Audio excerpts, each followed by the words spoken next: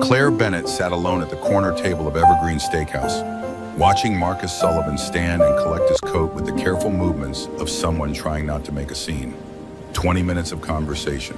20 minutes where she'd felt like a woman instead of a title, where someone had looked at her without calculating net worth or board influence, where grief had been acknowledged without the empty platitudes that usually followed. And now he was leaving because he'd finally realized something was wrong. She should let him go, should let this mistake fade into the oddity it was. Two strangers, wrong table, brief intersection of lives that would never truly align. The Armani suit she wore cost more than his truck payment. The ring on her finger, white gold, David's final gift before the accident, probably exceeded his monthly mortgage. They existed in different worlds, and pretending otherwise for 20 minutes had been reckless enough. Marcus paused at her table, those carpenter's hands gripping his coat collar. "I'm sorry for the confusion," he offered, voice carrying the warm rasp of someone who worked outdoors, who shouted instructions over power tools and didn't spend hours in climate-controlled boardrooms. "I should have checked which table. It was my fault." The words came out sharper than Claire intended, the Ice Queen voice that made junior analysts flinch. She softened it, tried again. "I knew you'd made a mistake. I should have corrected you immediately." Something flickered in his eyes, hurt, maybe, or disappointment that she'd let him talk about his daughter and his late wife while knowing it was all built on confusion. He nodded once, turned toward the exit, and Claire felt the weight of the evening collapse around her. 4 years of loneliness, of board meetings where Richard Chen suggested she find stability, of walking through her Cherry Hills mansion, hearing only echoes. 4 years of being Bennett Capital's CEO and nobody's partner, and she just let the first real connection slip away because her phone vibrated against the white tablecloth. Jessica, her assistant, the young woman who'd arranged this blind date without quite asking permission. "OMG, so sorry." Real date. Autumn Reed texted. Her car broke down on I-70. Blizzard conditions. "She's going to be 45 plus min late. I called restaurant to tell them." Claire's chest tightened. Wrong table. Wrong woman. Marcus had spent 20 minutes talking to the wrong person, and when he'd realized it, he'd thought she'd been humoring him, or worse, playing with him. The early December evening had started with Claire standing in her master bedroom, staring at her reflection in the full-length mirror that had once reflected both her and David getting ready for charity galas and investor dinners. The gray Armani suit was armor, the French twist severe, the lack of jewelry except David's ring a statement, untouchable, professional, contained. At 35, she'd become exactly what the business world demanded. Sharp, cold, efficient. The board meeting yesterday had proven that. Richard Chen, her father's oldest friend and current board chairman, had closed the conference room door after the others filed out. His expression had carried that particular blend of concern and calculation that always preceded difficult conversations. "The lawsuit is escalating," he'd started, referring to the $15 million claim from an investor group alleging fraudulent misrepresentation on the 2023 Riverside development. "Our attorneys are confident, but the optics are that we're innocent of wrongdoing and will be vindicated in court." Claire had kept her voice level, professional. She'd built this response over 4 years of defending her position, of proving she could run her father's company despite being young, female, and emotionally compromised by widowhood. Richard had sighed, the sound of someone preparing to deliver an unwelcome truth.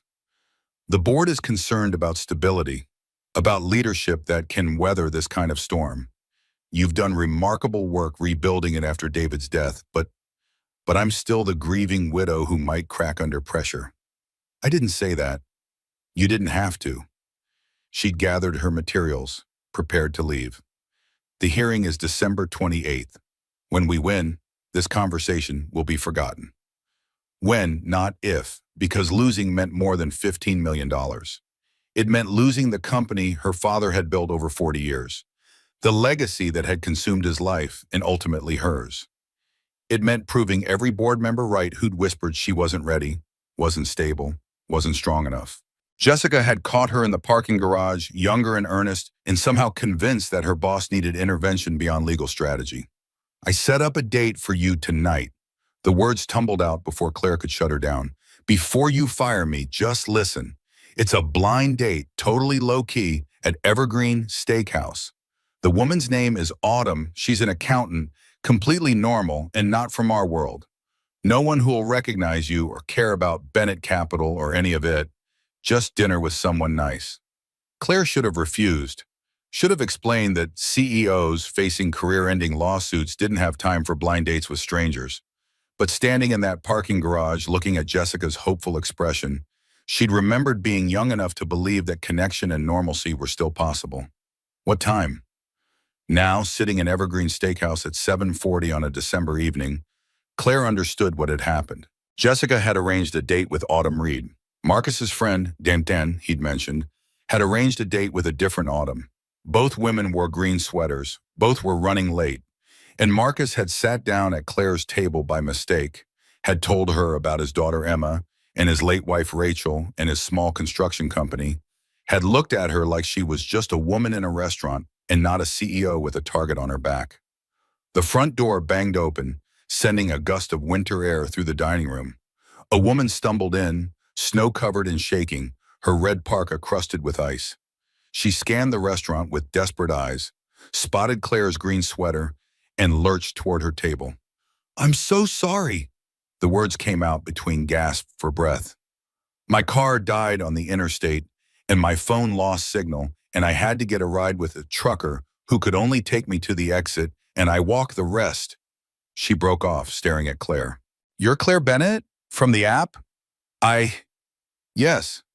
Claire stood automatically, instinct demanding she help this freezing woman even as her mind caught up with the absurdity. "Are you Autumn Reed?" "Yes. God, I thought I was going to have to cancel, and I felt terrible because Jessica said you never do this sort of thing, and—" Autumn's teeth were chattering, her whole body trembling from cold or exhaustion or both. Marcus appeared at Claire's shoulder, his presence solid and warm.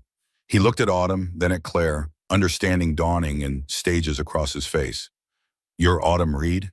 His voice carried a note of confusion, possibly hope. Autumn turned, noticed him for the first time. Yes? "I'm Marcus Sullivan, Dan's friend. We were supposed to meet tonight." The silence that followed held all three of them suspended in the bizarre geometry of coincidence. Two blind dates, two people named Autumn, one wrong table that had led to 20 minutes of connection that Claire couldn't quite let go. Maya Torres, the restaurant manager who'd been watching the evening unfold from behind the bar, materialized with a thick blanket and a mug of something steaming. She draped the blanket around Autumn's shoulders with the practiced ease of someone who'd seen plenty of Colorado blizzard refugees. "There appear to be two reservations tonight under the name Autumn," Maya explained, her tone suggesting she found the situation more entertaining than problematic. "Miss Reed here was supposed to meet Miss Bennett." She gestured at Claire. "And there's another Autumn who was scheduled to meet—" She paused, checking her reservation book. "A Marcus Sullivan." "That Autumn called," Marcus said quietly, pulling out his phone to check messages. "She's still stuck in traffic. Says it might be another hour." Autumn wrapped the blanket tighter, looking between them. "So you two just sat together by accident?" "I sat at the wrong table," Marcus clarified, and something in his voice suggested he was still processing the implications.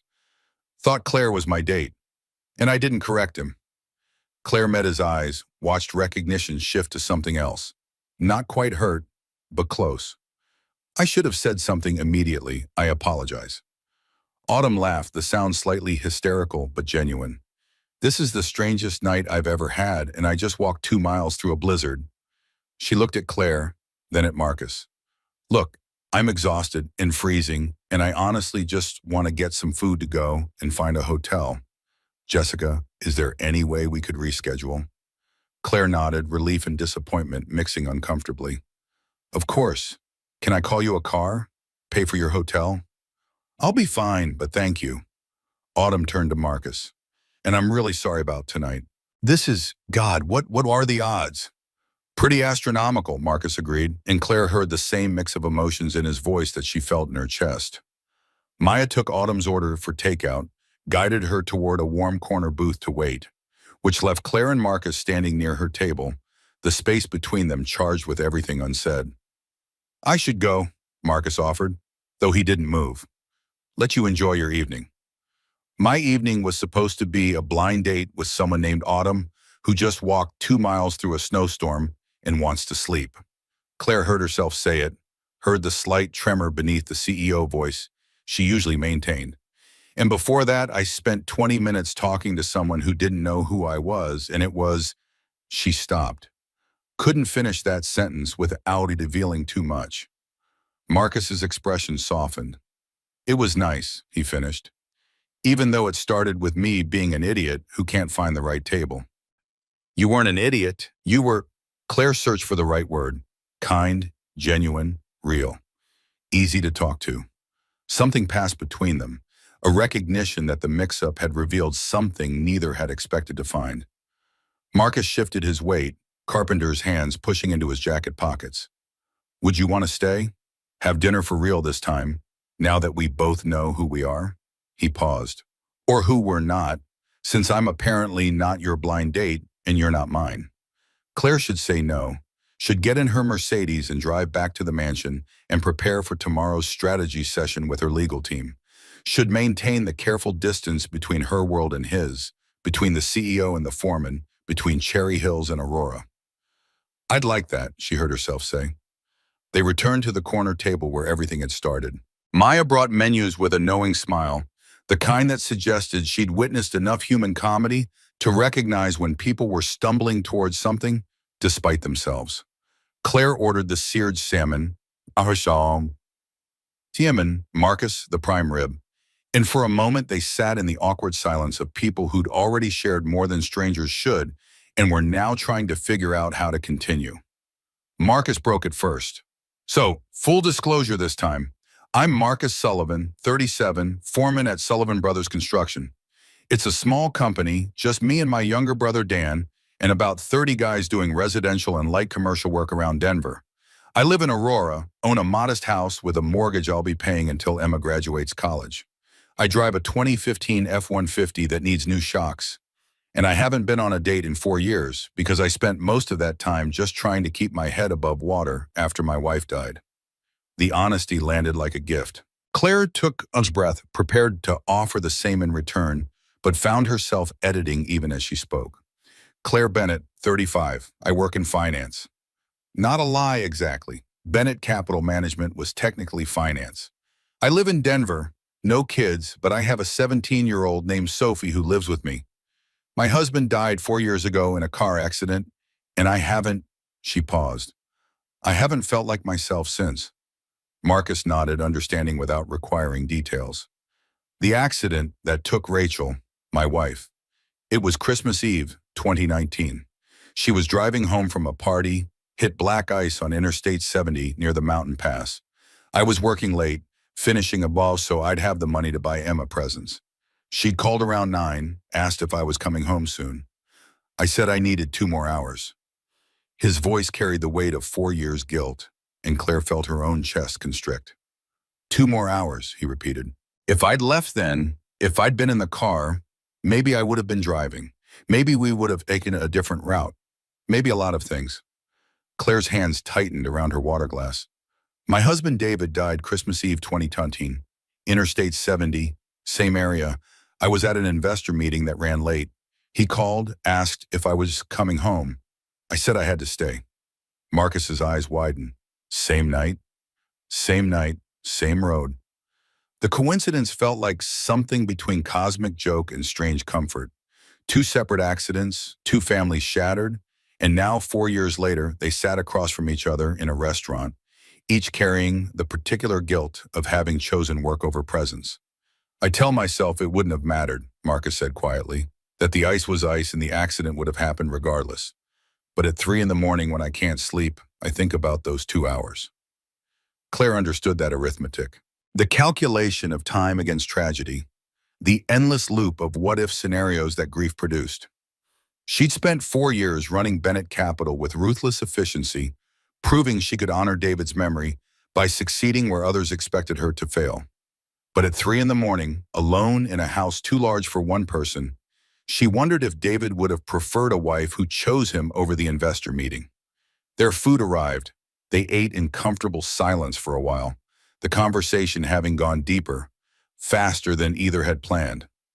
Claire watched Marcus cut his prime rib with the careful precision of someone who'd learned to make things last, to waste nothing. His hands bore the evidence of physical labor, calluses, a scar along one thumb, nails trimmed short and practical. David's hands had been soft, moisturized, the hands of someone who signed contracts rather than built structures. "Tell me about Emma," Claire said, wanting to shift toward lighter ground. Marcus's whole demeanor changed, the grief weight lifting as he talked about his daughter. 8 years old, third grade, talented at art and obsessed with making things. She'd recently decided she wanted to be an architect, had spent hours drawing elaborate houses with impossible geometry that Marcus had to gently explain wouldn't quite work with actual physics and building codes. "She asked me this morning if her mom would want her to have a new mom," Marcus said, and Claire heard the pain beneath the words. "She's 8. She shouldn't have to worry about my happiness or whether I'm lonely." But kids see things adults try to hide. Claire thought about Sophie, 17 and sharp, and carrying her own complicated grief. David's daughter from his first marriage, a child Claire had no legal obligation to after his death, but couldn't imagine abandoning. Sophie had been 13 when David died, old enough to understand loss and young enough to need stability. Claire had kept her, adopted her formally 2 years ago, gave her the Bennett name and a trust fund, and everything except the things Sophie probably needed most: a parent who wasn't constantly fighting corporate battles and nursing old wounds. "Sophie's been asking when I'm going to start living again instead of just existing," Claire admitted. "She's probably right, but it's easier to stay busy than to risk," she paused. "Than to risk this." This? Feeling something, connecting with someone, opening the door to potentially losing again. Claire surprised herself with the honesty. Something about Marcus invited it, his own vulnerability creating space for hers. He nodded slowly. "Dan, my brother and business partner, he set this whole thing up. Said I needed to stop using Emma as an excuse to avoid life. That Rachel would be furious if she knew I was using her memory as a shield." Marcus smiled, sad but genuine. "He's probably right. Doesn't make it easier." Their conversation wandered through safer territory: Denver, the mountains in winter, favorite restaurants, and hiking trails. Marcus talked about job sites with the passion of someone who genuinely loved his work, who found satisfaction in seeing structures rise from foundation to completion. Claire found herself relaxing, letting go of the CEO posture, laughing at his stories about construction site mishaps and Emma's increasingly elaborate architectural drawings. At 10:15, Maya approached their table with apologetic smile. "I hate to interrupt, but we're closing soon. You're welcome to stay a bit longer, but we should go," Claire said, checking her phone and startled by how much time had passed. 3 hours. She'd sat with Marcus for 3 hours and barely noticed the restaurant emptying around them. Marcus paid the check despite Claire's attempt to split it, and they walked out into the December night. The snow had stopped, leaving Denver blanketed in fresh white that sparkled under streetlights. Claire's Mercedes sat in the parking lot. She'd driven herself, unwilling to have a driver witness what she'd expected to be an awkward blind date. Now she was grateful for the privacy, even as she dreaded Marcus seeing the car and recognizing the gap between their financial realities. "Thank you for staying," Marcus said as they approached the vehicles, "for giving me a chance after I sat at the wrong table like an idiot." "You weren't an idiot. You were," Claire searched for words. "You were the first person in 4 years who talked to me like a regular person instead of—" She stopped, not wanting to reveal too much. "Instead of someone who needs careful handling." Marcus stepped closer, and Claire's breath caught. In the parking lot light, she could see the gray threading through his dark hair, the lines around his eyes from squinting into sun on job sites, the fundamental solidness of someone who'd built his life with physical effort rather than inherited wealth or corporate maneuvering. "Can I see you again?" His voice carried hope and hesitation in equal measure. "Maybe bring Emma and Sophie? Emma's been begging me to let her make Christmas ornaments in my workshop. And I thought, if you're not busy tomorrow..." Tomorrow was Saturday. Claire had planned to spend it preparing for Monday's legal strategy session, reviewing depositions and financial records until her eyes burned. But standing in the parking lot with Marcus, watching his careful hopefulness, she felt something shift in her chest. "We'd like that," she said. "What time?" They exchanged numbers, made plans for 2 o'clock the next afternoon. Marcus offered to pick them up, but Claire deflected, said she'd drive, gave him an address for an apartment building downtown rather than her Cherry Hills mansion. The lie tasted bitter, but telling the truth felt impossible. He didn't know she was CEO of Bennett Capital Management, didn't know about the lawsuit or the board pressure or the fact that her net worth exceeded his annual revenue by factors he probably couldn't imagine. And for one more day, she wanted to keep it that way. Marcus walked her to the Mercedes, there was no avoiding it, and she watched his expression shift slightly as he registered the S-Class designation, the pristine condition that suggested regular professional detailing. But he didn't comment, just opened the driver's door for her with old-fashioned courtesy. "Drive safe," he said. "Text me when you get home." "I will." For a moment, they stood close enough that Claire could feel his warmth against the December cold, could smell sawdust and some subtle cologne. He leaned down slowly, giving her time to pull back, and pressed a kiss to her cheek. Brief, gentle, appropriate, but it sent electricity through her nervous system in a way that hadn't happened since David. Marcus stepped back. "Good night, Claire." "Good night." She drove back to Cherry Hills in a haze, mind replaying the evening's strange geometry. Wrong table, right connection. A widower and a widow who'd lost their partners on the same night, same road, now finding each other 4 years later, through coincidence that felt almost scripted. The universe's sense of humor or its mercy, she couldn't decide. The mansion rose from its manicured lawn like a monument to success that felt increasingly hollow. Claire let herself in through the 3-car garage, kicked off her heels in the mudroom, and found Sophie in the media room watching something on the large screen. "How was the date?" Sophie didn't look away from the television, but her tone carried more interest than her posture suggested. "Complicated." Claire sank onto the leather sectional. "I sat at the wrong table and spent 20 minutes talking to someone else's date. Then my actual date showed up, exhausted and freezing, and just wanted to go to a hotel. So I ended up having dinner with the wrong table guy." Sophie finally turned, eyebrow raised. "That's the most interesting thing you've said in 6 months. What's wrong table guy like?" Claire hesitated, not sure how to compress Marcus into a description. "He's a construction foreman, single dad with an 8-year-old daughter. Lost his wife the same night David died. She paused. "He's kind and genuine, and he doesn't know you're you." Sophie finished the sentence with the perception that had always made her seem older than 17. "Doesn't know about Bennett Capital or the lawsuit or any of it." "Not yet." "Are you going to tell him?" "I have to, just not—" Claire struggled with the timing. "Not tomorrow. He invited us to his house for Emma to make Christmas ornaments in his workshop.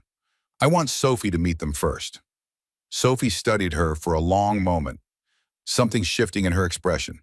Since David's death, she'd been protective but distant, allowing Claire to parent from a professional distance that kept emotional exposure minimal for both of them. Now she looked almost hopeful. "So I'm meeting the 8-year-old daughter of a guy you've known for 3 hours? If you want to, you can say no." Sophie turned back to the television, but Claire caught the small smile. "What time tomorrow?" Marcus's house in Aurora was everything Claire's mansion wasn't. Small, lived in, filled with evidence of actual life being lived. They arrived at 2 o'clock on Saturday afternoon, Claire having driven her Mercedes to a parking garage downtown and taken an Uber from there to avoid the visual disconnect of pulling up in a $100,000 vehicle. Sophie had rolled her eyes at the subterfuge but hadn't argued. Emma exploded from the front door before Marcus could stop her, a whirlwind of 8-year-old energy in paint-stained jeans and a t-shirt declaring her love for unicorns. She grabbed Sophie's hand without introduction or hesitation. "I'm Emma, and I'm 8, and Daddy said you might come make ornaments with and I already set everything up in the workshop." The words tumbled out in a breathless rush. "Do you like painting? I have 10 different colors and also glitter. But Daddy says we can't use too much glitter because he's still finding it from last Christmas." Sophie, who'd been sullen and resistant during the Uber ride, looked startled by the assault of enthusiasm. Claire watched her younger daughter's face soften despite obvious efforts to maintain teenage cool. "I'm Sophie. I'm 17, and I've never made wooden ornaments before." That's okay. I'll teach you.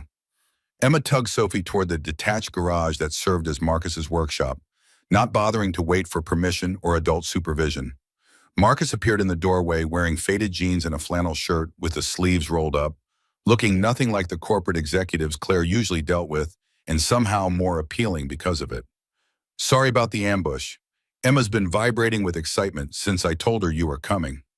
His smile carried warmth and slight embarrassment. She doesn't get a lot of visitors her own age. Or any age, really. I'm not exactly social butterfly material these days.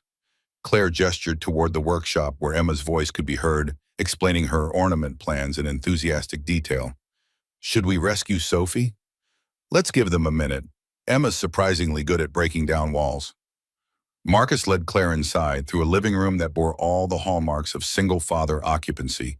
Clean but cluttered, decorated with Emma's artwork taped to walls, furniture that prioritized comfort over style. A Christmas tree stood in the corner, already decorated with a chaotic mix of ornaments that suggested Emma had been given creative freedom. The kitchen was small, functional, smelling faintly of coffee and cinnamon. Marcus poured them each a cup from a pot that looked like it had been brewing since morning, strong enough to strip paint. Sorry, I probably should have made fresh. It's fine. Claire accepted the mug. Noticed the crack along one side had been carefully glued. Making do, making things last. So different from her world of replacing rather than repairing, of disposable luxury and constant upgrading. Through the kitchen window, Claire could see into the workshop. Emma had already equipped Sophie with safety goggles that looked absurdly large on her face, was demonstrating how to sand the rough edges off a piece of pine. Sophie bent over the work with surprising focus, and Claire felt something unfamiliar bloom in her chest. Hope, maybe, that her closed-off teenage daughter might find connection with an 8-year-old who hadn't yet learned to guard her heart. She's good with her, Claire observed. Marcus leaned against the counter beside her, close enough that their shoulders almost touched. Emma has that effect. She hasn't figured out yet that people might not want her attention, so she just gives it freely and somehow makes them want it back. They stood in comfortable silence, watching their daughters through the window. Claire noticed details of Marcus's life scattered around the kitchen. Emma's spelling tests held to the refrigerator with magnets, a work schedule marked with colored highlighters. Bills stacked neatly near the phone. The electric bill on top showed a number that made Claire's chest tighten with realization of how different their financial realities were.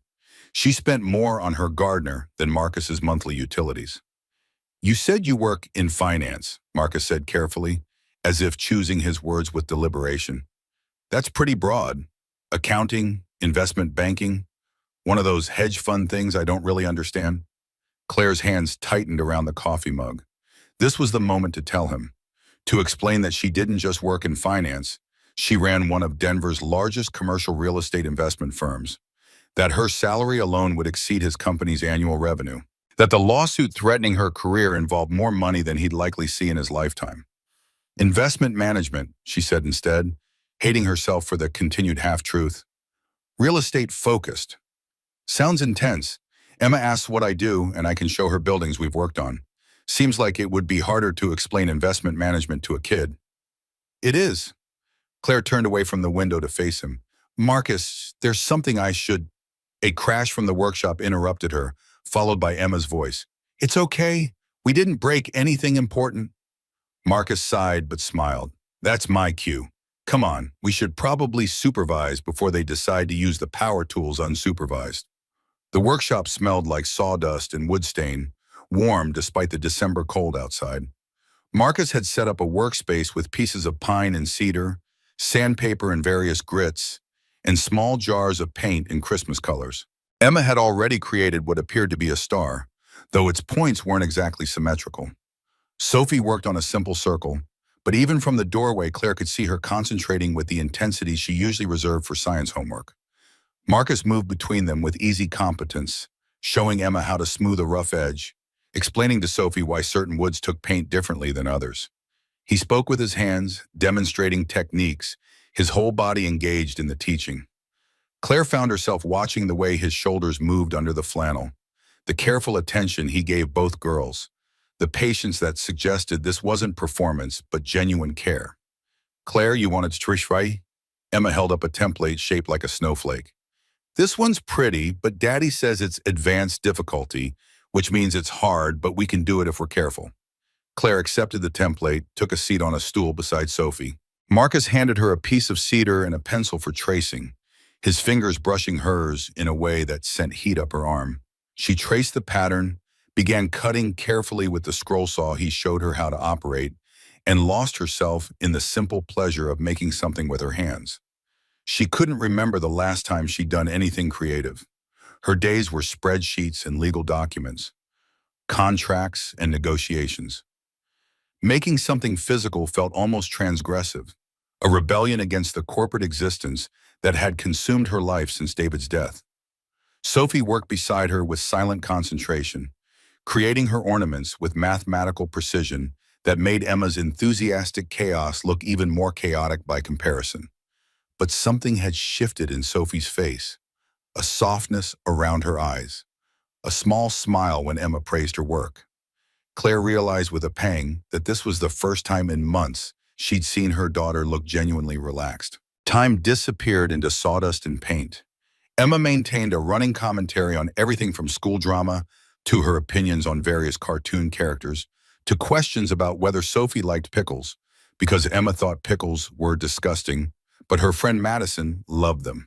Sophie answered with increasing engagement, dropping the teenage guardedness degree by degree. Marcus worked near Claire, ostensibly on his own ornament, but mostly supervising and offering guidance. They fell into an easy rhythm, passing tools back and forth, occasionally bumping shoulders in the small space. The physical proximity felt both dangerous and necessary, like testing a frozen lake to see if it would hold weight. "So in your real estate investment work, do you ever deal with construction?" Marcus asked as he helped Claire sand the edges of her snowflake. "Or is it all high-level financial stuff?" Claire chose her words carefully. "I deal with development projects, so construction is part of it. But I'm usually looking at spreadsheets about construction rather than being on job sites." "That's too bad. There's something satisfying about being on site, seeing the work happen in real time.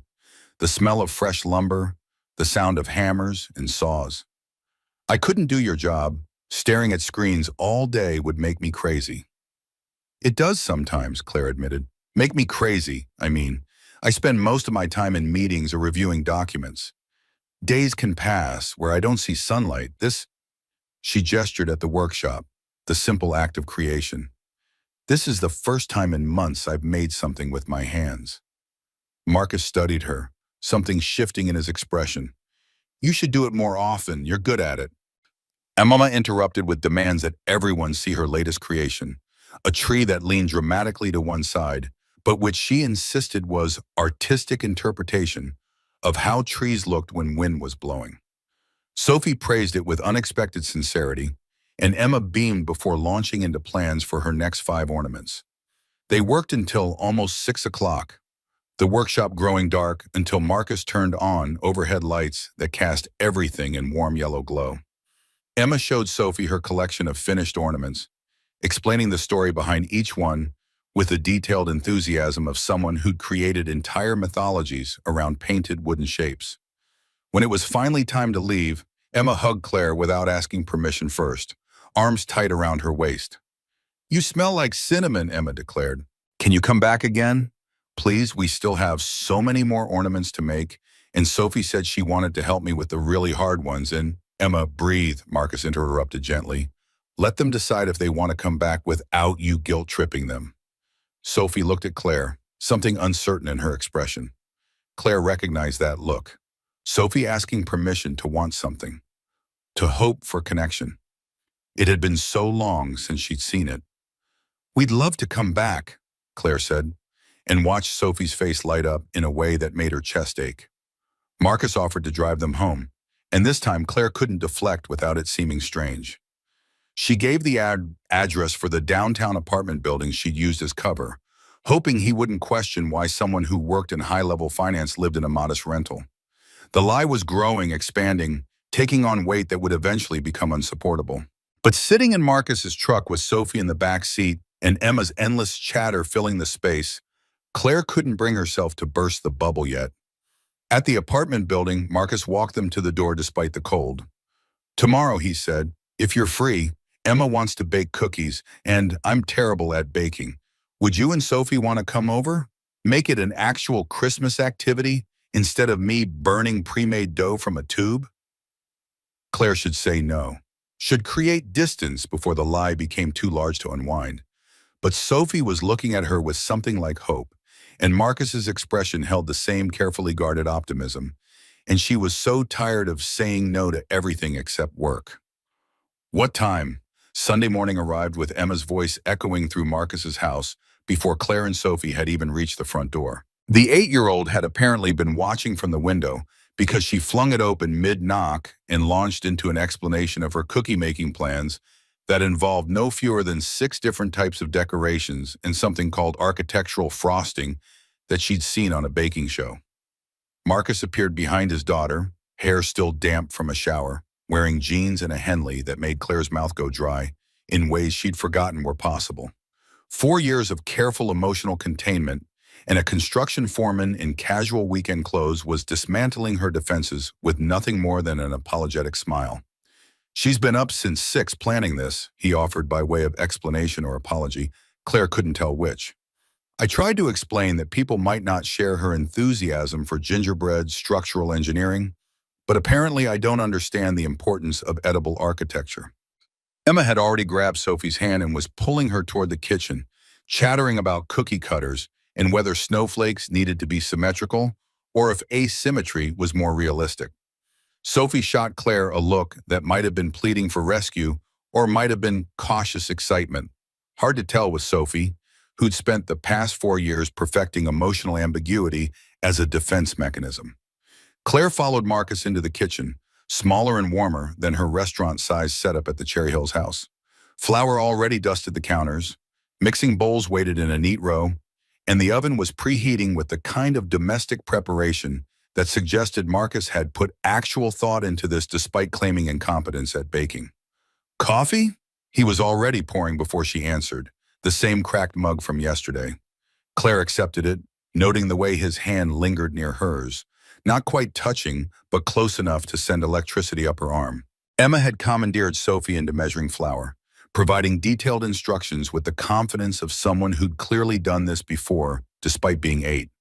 Sophie listened with the kind of focused attention she usually reserved for AP chemistry, and Claire realized with a strange pang that her daughter, not daughter Ward, adopted sister, the definition still tangled 4 years later, hadn't had much opportunity for simple joy since David died. The guilt of that realization mixed with the larger guilt Claire carried about the lies she was actively maintaining. Marcus thought she was Claire Bennett, who worked in finance, not Claire Bennett, whose face appeared in Denver Business Journal articles about female CEOs and whose company was currently fighting for survival against a $15 million lawsuit. He thought she lived in a modest downtown apartment, not a Cherry Hills mansion that could fit his entire house in the foyer. Marcus moved around the kitchen with the same competent ease he'd shown in the workshop, pulling ingredients from cabinets, setting up workstations for the girls. His hands moved with purpose and precision, carpenter's hands that knew how to create and shape and build. Claire found herself watching those hands more than was probably appropriate, imagining them. "You're staring." Marcus's voice held amusement rather than accusation. Claire felt heat climb her neck. "Just impressed by your organizational skills. You said you were bad at baking. I'm bad at the actual baking part. The preparation I can handle. It's basically just carpentry with ingredients instead of lumber. But the chemistry of it, the timing and temperatures, that's where I fall apart." He handed her a wooden spoon and a bowl, which is where you come in. They fell into a rhythm, mixing dough while Emma supervised with the authority of a pint-sized Gordon Ramsay.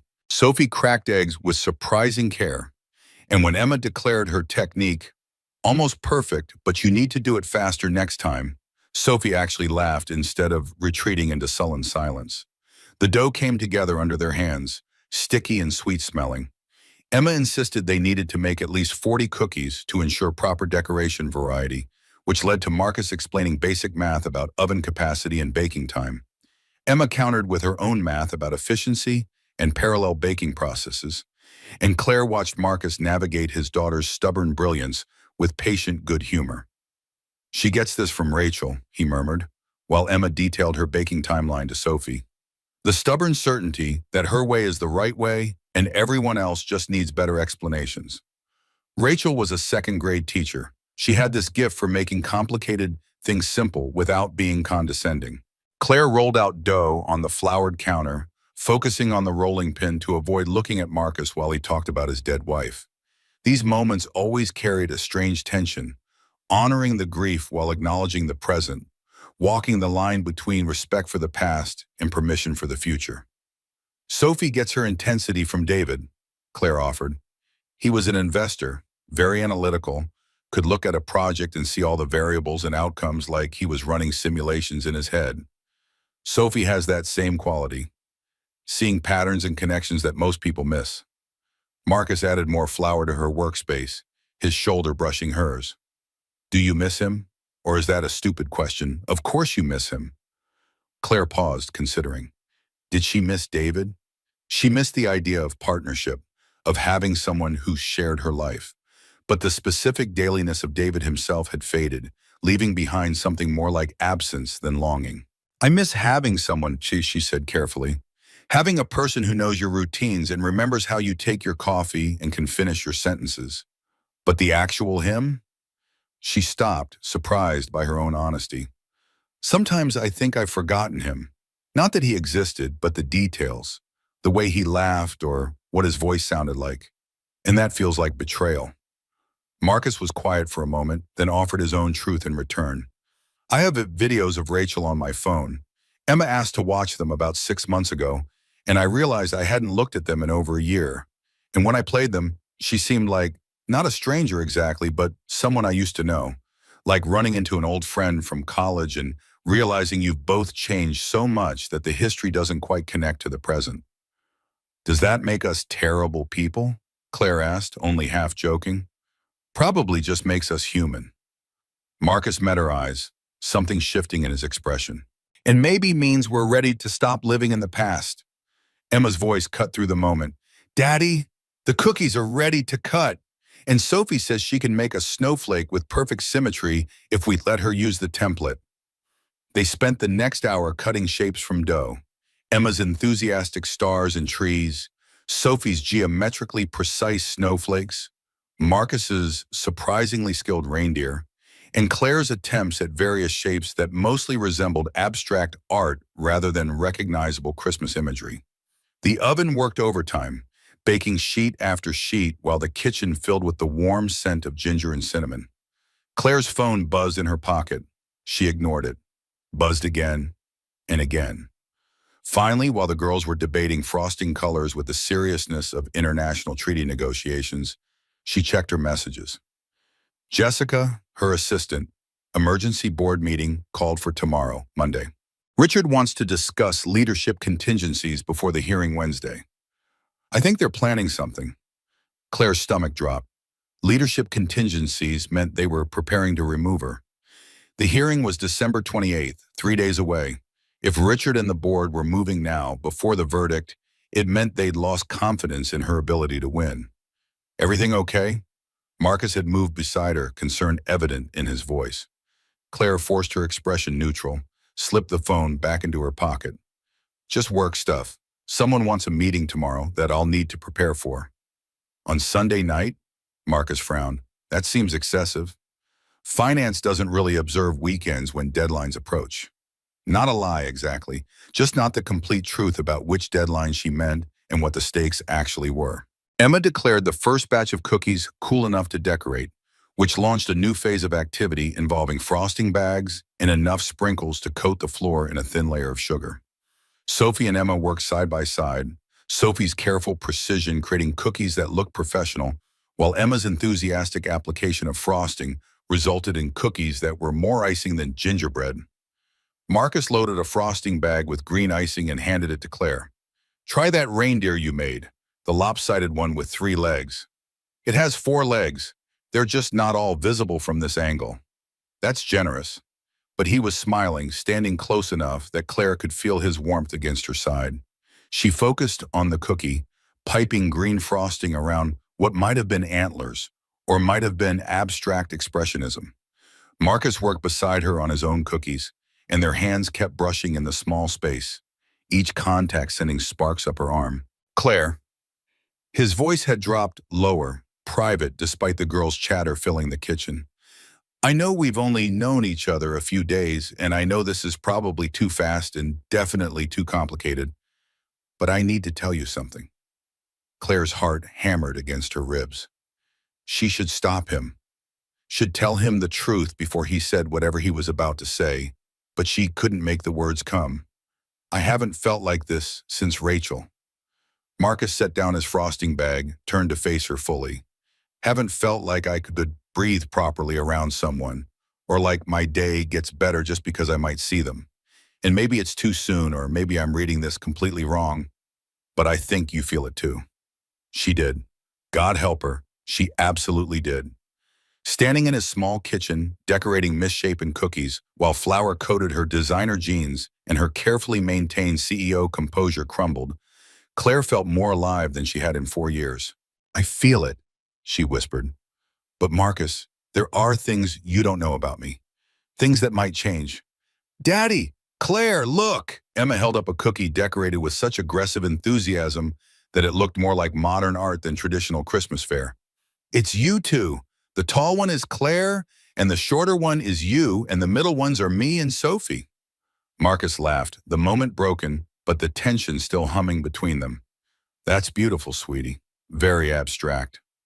They decorated cookies until early evening, the pile of finished products ranging from Sophie's professional quality snowflakes to Emma's Jackson Pollock interpretations of Christmas themes. When it was finally time to leave, Emma packed cookies into containers for them to take home, insisting they each needed at least a dozen despite Claire's protests about sugar consumption. At the door, Marcus caught Claire's hand. Tomorrow night. Can I take you to dinner? Just the two of us, no kids. Actual date. Claire thought about the emergency board meeting, about the preparation she needed to do, about the lawsuit hearing looming Wednesday like an executioner's blade. She thought about all the reasons she should say no. Yes, she heard herself say. Christmas Eve morning broke cold and crystalline, Denver wrapped in the kind of December clarity that made the mountains look close enough to touch. Claire woke in her Cherry Hills bedroom to 17 missed calls and 32 text messages, all variations on the same theme. Richard wanted to move up the emergency board meeting to this afternoon, Christmas Eve afternoon, which meant the situation was even worse than she'd thought. She spent an hour on conference calls with her legal team, reviewing depositions and strategy, while staring out her bedroom window at grounds maintained by a landscaping crew she rarely saw. The irony wasn't lost on her. She lived in a house large enough to get lost in, surrounded by evidence of wealth and success, and she'd spent the past week pretending to be someone who rented a modest apartment and worked a normal finance job. The lies were becoming unbearable. Tonight she'd tell Marcus everything. After the board meeting, after she'd salvaged what she could of her position, she'd sit him down and explain who she actually was and hope he'd understand why she'd hidden it.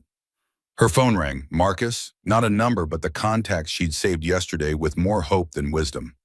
I know this is terrible timing, he started, but Emma woke up with this idea about making cinnamon rolls for Christmas morning, and she remembered you mentioning your mom used to make them, and now she's convinced we need to learn the recipe today so we can make them tomorrow. Any chance you and Sophie could come over this morning? I promise it's the last baking emergency I'll subject you to. Claire checked the time, 9:30. The board meeting was at 4. She had hours to prepare, hours to review documents she'd already memorized. Or she could spend a few hours in Marcus's kitchen learning to make cinnamon rolls and pretending her world wasn't potentially imploding this afternoon. We'll be there in an hour, she said. Sophie was already awake, reading in her room, still wearing the University of Colorado Boulder sweatshirt she'd received in yesterday's mail, along with her early admission acceptance letter. The scholarship had come through, full academic and athletic for track, which meant Sophie's college was secured regardless of what happened to Bennett Capital. Small mercy in the middle of crisis. We're going to Marcus's? Sophie looked up from her book, something uncertain in her expression. Emma wants to learn to make cinnamon rolls. You can stay here if you want. Sophie set down her book. No, I'll come. She's actually kind of cool. for an 8-year-old. They drove to Aurora in Claire's Mercedes, no longer bothering with the Uber subterfuge around Sophie.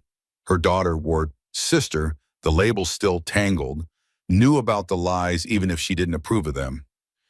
"You're going to tell him today, right?" Sophie asked as they pulled onto Marcus's street. "Because this is getting weird. He thinks you're a regular finance person, Claire, and you're actually runs a $200 million company, Claire." "Tonight," Claire promised, "after my board meeting." "The one where they try to fire you?" "They can't fire me. I own 40% of the company." But even as she said it, Claire knew board mechanics could be complicated. Richard and his allies controlled enough votes to make her life miserable, even if they couldn't technically remove her. Marcus met them at the door, Emma bouncing beside him with a handwritten list of ingredients and a cookbook open to a page marked with at least 5 different sticky notes. The kitchen smelled like coffee and something burning. Toast, Claire realized, seeing the smoking remains in the sink. "Breakfast went poorly," Marcus admitted. "Emma tried to make eggs, and I got distracted helping her, and the toast became charcoal. So we're all in this together. Either we successfully make cinnamon rolls, or we order pizza for Christmas breakfast." Emma had already grabbed Sophie and was explaining her color-coded system for organizing the recipe steps. Sophie listened with the careful attention she gave to complex problems, occasionally asking clarifying questions that made Emma light up with the joy of being taken seriously. Claire and Marcus worked on the dough while the girls prepared the filling. The recipe was more complex than cookies. Rising time, kneading technique, temperature precision. Marcus followed instructions with the same careful attention he'd given to showing Emma how to sand ornaments, measuring flour with contractor's precision. "So this emergency meeting tonight," Marcus said quietly while the girls debated cinnamon to sugar ratios. "Is it the kind of thing that's going to ruin your Christmas, or just the kind that's going to be stressful?" Claire's hands stilled in the dough. "Potentially the kind that changes everything." He looked at her then, really looked, seeing past whatever careful mask she'd been maintaining.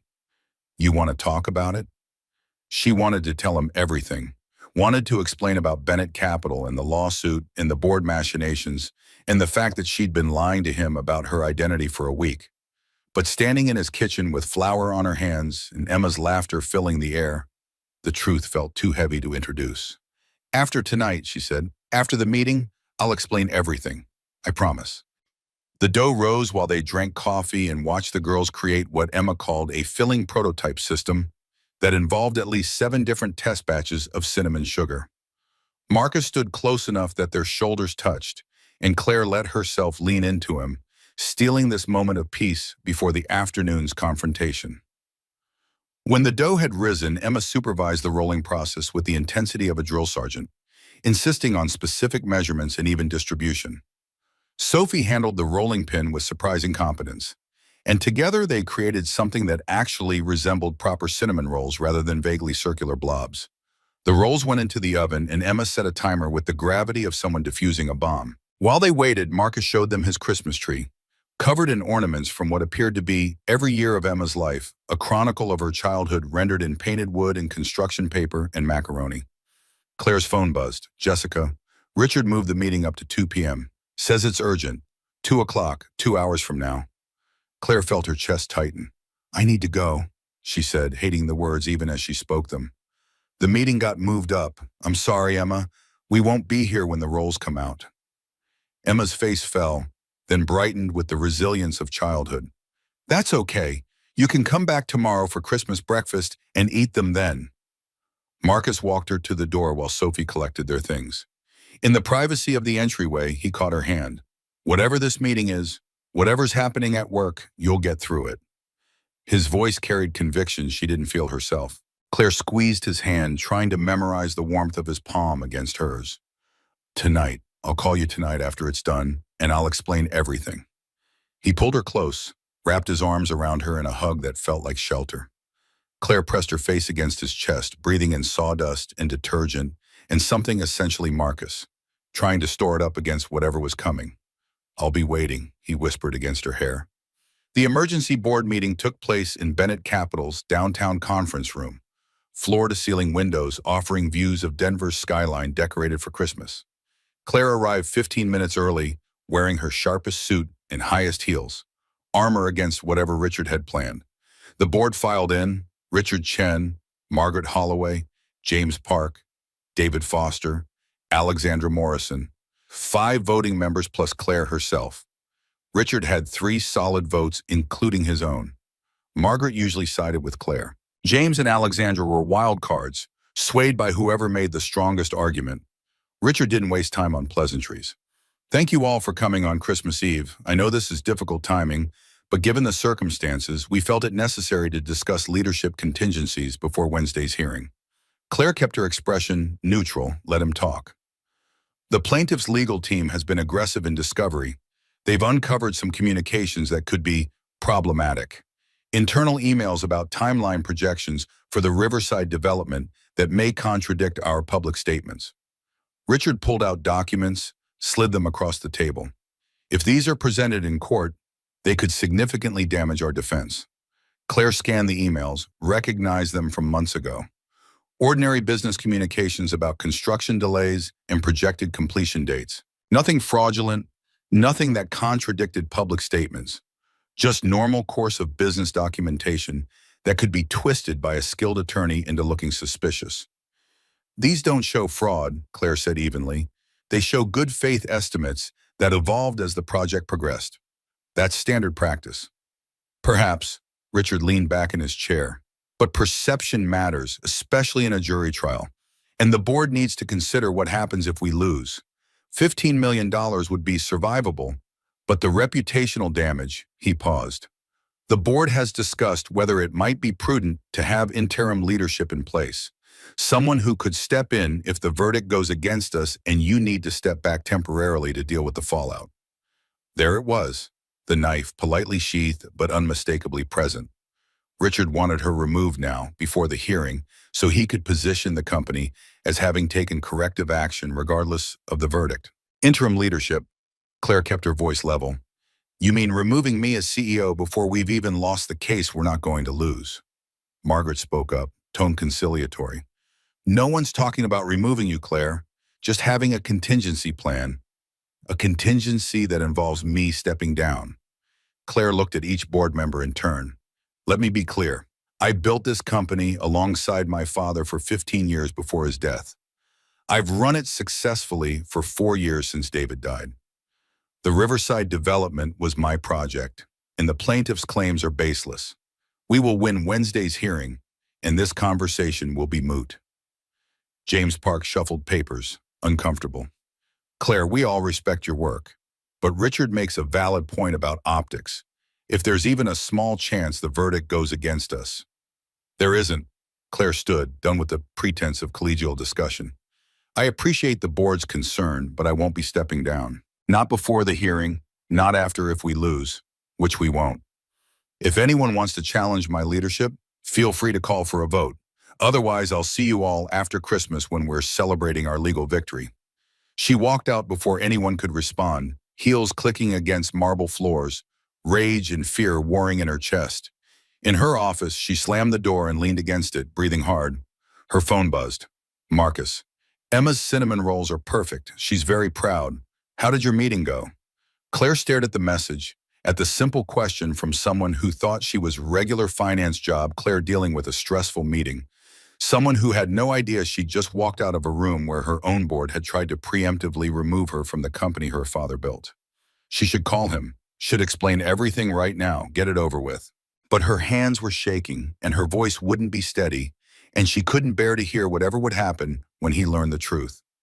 Meeting was rough. Can I call you later? She typed back. His response came immediately. Of course, whatever you need, I'm here. Claire closed her eyes against unexpected tears. He was there, but he was there for someone who didn't actually exist.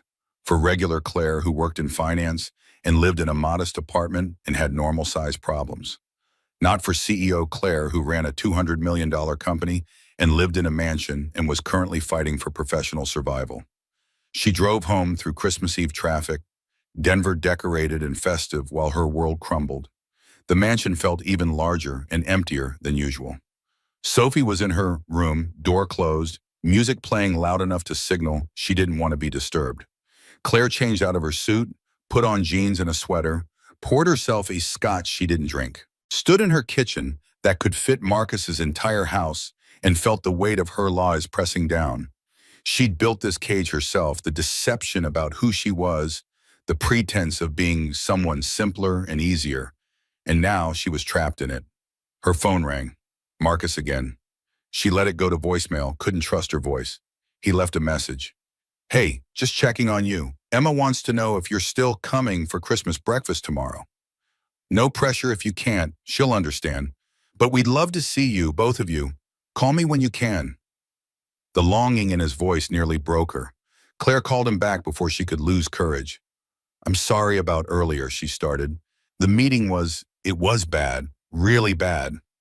Do you want to talk about it? His voice carried concern and something else, something tender that made her chest ache. I want to tell you everything, but not over the phone. Can we? She paused. Can I come over? Now, I know it's late and it's Christmas Eve, but I need to see you. Silence on the other end. Then, Emma's already asleep, but yes, come over. I'll be waiting. Claire drove to Aurora at 9:30 on Christmas Eve, her Mercedes feeling like a confession on wheels as she pulled up to Marcus's modest house. He opened the door before she could knock, concern evident in his expression. Inside, the house was quiet, Christmas tree lights providing soft illumination. Marcus led her to the living room, sat beside her on the couch that had clearly seen better days, but was comfortable in the way that only well-used furniture achieved. What happened? He asked. Claire took a breath, prepared to tell him everything. My job isn't exactly what I said. I don't just work in finance. Her phone rang, cutting her off. Jessica, calling at 9:45 on Christmas Eve, which meant emergency. I'm sorry, I need to take this. Jessica's voice came through tight with stress. The plaintiff's attorneys just filed emergency motions. They're claiming they have new evidence of intentional misrepresentation. The judge moved the hearing to tomorrow, Christmas Day, 10 a.m. Richard's already called the board. He's pushing for your resignation before the hearing. Claire felt the floor drop out. Christmas Day? Can they do that? Judge thinks the evidence is significant enough to expedite. I'm sorry, Claire. I know this ruins your holiday. Claire hung up, looked at Marcus. He was watching her with growing concern. I have to go, she said. I'm sorry.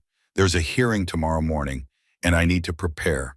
I'll explain everything after, I promise. Marcus caught her hand as she stood. Claire, what's going on? A hearing on Christmas Day? That's not normal finance work. She pulled away, couldn't look at him. I'll tell you everything tomorrow, after the hearing. I need to get through tomorrow first. Whatever it is, I can help. Let me help you.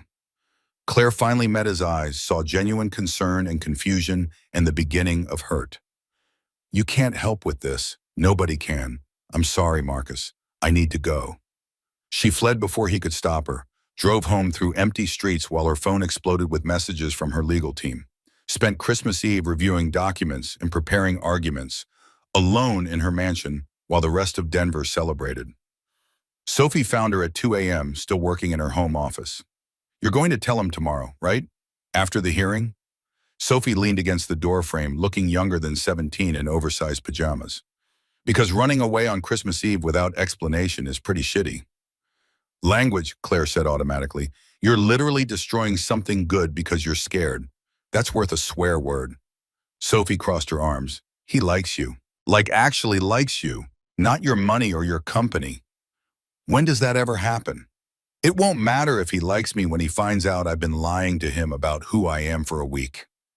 Sophie was quiet for a moment. You know what I think? I think you're using the lies as an excuse. If you tell him and he gets mad, that's easier than telling him and having it work out, because then you'd have to actually let yourself be happy, and you don't think you deserve that. Claire stared at her daughter Ward's sister, stunned by the accuracy. When did you get so perceptive? I've had 4 years to watch you punish yourself for David's death. Gets pretty obvious after a while. Sophie pushed off the doorframe. Emma really wanted us to come for breakfast tomorrow. I told her we would, so win your stupid hearing and then fix things with Marcus, okay? Christmas morning arrived gray and cold, clouds threatening snow. Claire dressed in her most severe suit, black Armani, sharp enough to cut, and drove downtown to the courthouse at 8:30. Her legal team met her in the lobby, everyone grimly professional despite the holiday. The hearing was brutal. 3 hours of testimony and argument, the plaintiff's attorneys presenting emails and internal communications that looked damning when stripped of context. Claire testified under oath about timeline projections and construction delays and good faith business decisions that could be twisted into looking like intentional fraud if you wanted to see it that way. Judge Morrison, no relation to board member Alexandra, listened with a neutral expression of someone who'd seen every variation of corporate malfeasance. At 1 p.m., she called a recess for lunch, said she'd deliver her verdict at 3. Claire sat in the courthouse cafeteria with her attorneys, too nervous to eat. Her phone showed 17 missed calls from Marcus and 3 text messages, increasingly concerned. "Emma's waiting for you. Is everything okay?" Then, "Claire, please just tell me you're safe. Finally, I'm worried about you. Call me when you can." She couldn't call, couldn't explain that she was sitting in federal court on Christmas Day fighting for her company's survival. Couldn't tell him that after this hearing, everything would change. Either she'd be vindicated and would have to explain why she'd hidden her identity, or she'd lose everything and wouldn't deserve him anyway. At 3 p.m., they reconvened. Judge Morrison delivered her verdict with the efficiency of someone who wanted to go home to her own Christmas dinner. The evidence didn't support fraud. The communications showed normal business practices and good faith estimates. The plaintiff's claims were dismissed with prejudice. Bennett Capital had won. Claire sat in stunned relief as her attorneys congratulated each other, and the plaintiff's team packed up in defeat. She'd won. The company was safe. Richard's contingency plans were moot. She would remain CEO. Outside the courthouse, Denver had started to snow, fat flakes that stuck to her hair and coat. Claire stood on the steps, breathing in cold air that tasted like freedom and victory, and the end of 4 years of constant crisis management. Her phone rang. Richard, probably calling to congratulate her and pretend he'd never tried to remove her. She let it go to voicemail. Got in her car, drove not toward Cherry Hills, but toward Aurora, toward Marcus's house and Emma's Christmas breakfast in the reckoning she'd been avoiding. Marcus opened the door before she could knock, Emma visible behind him in Christmas pajamas, face hopeful and confused. "I need to talk to you," Claire said. "I need to tell you everything." Marcus looked at her, really looked, taking in the severe suit and courthouse-perfect hair and whatever was visible in her expression. Something shifted in his eyes, understanding maybe, or the beginning of it. "Emma, go watch your movie," he said quietly. "Claire and I need to talk." They sat in his living room, the Christmas tree lights suddenly seeming too bright. Claire took a breath, prepared to demolish the foundation of everything they'd built over the past week. "My name is Claire Bennett," she started, "and I'm the CEO of Bennett Capital Management. It's a $200 million commercial real estate investment firm. I've been running it for 4 years since my husband died. The mansion in Cherry Hills is mine, not the downtown apartment I told you about. I make more money in a month than you probably make in a year, and I've been lying to you about all of it since the night we met." Marcus sat very still, processing. His expression went through stages: confusion, recognition, hurt, something harder to read. "The meeting yesterday," he said slowly. "The hearing today. That was about your company?" $15 million lawsuit, plaintiff claimed fraud on a development project. "The hearing was this morning. We won." Claire forced herself to meet his eyes. "And before you ask why I lied, I don't have a good answer. You sat down at my table and thought I was someone else, and for 20 minutes I got to be just Claire. Not CEO Bennett, not the ice queen of Denver business, just a woman having dinner. And I didn't want to lose that. So you let me think you were someone you're not." Marcus's voice was level but cold. Contractor's practicality applied to emotional crisis. "Let me tell you about my life and my daughter and my dead wife while pretending you were, what, regular person? Someone who understood normal people problems? I'm sorry. You're sorry." He stood, paced to the window back. "I told you things I haven't told anyone in 4 years. Brought you into my home, introduced you to my daughter, and the whole time you were lying about who you were. Not lying exactly. What would you call it?" He turned to face her, and the hurt in his eyes made Claire's chest ache. "You let me believe that we had something in common. 2 people who'd lost their partners, trying to figure out how to move forward. But we're not the same at all, are we, Bombay? You're a CEO in a mansion and I'm a foreman in Aurora. You probably make more in a week than I make in 6 months. And you let me think. He stopped, ran his hands through his hair.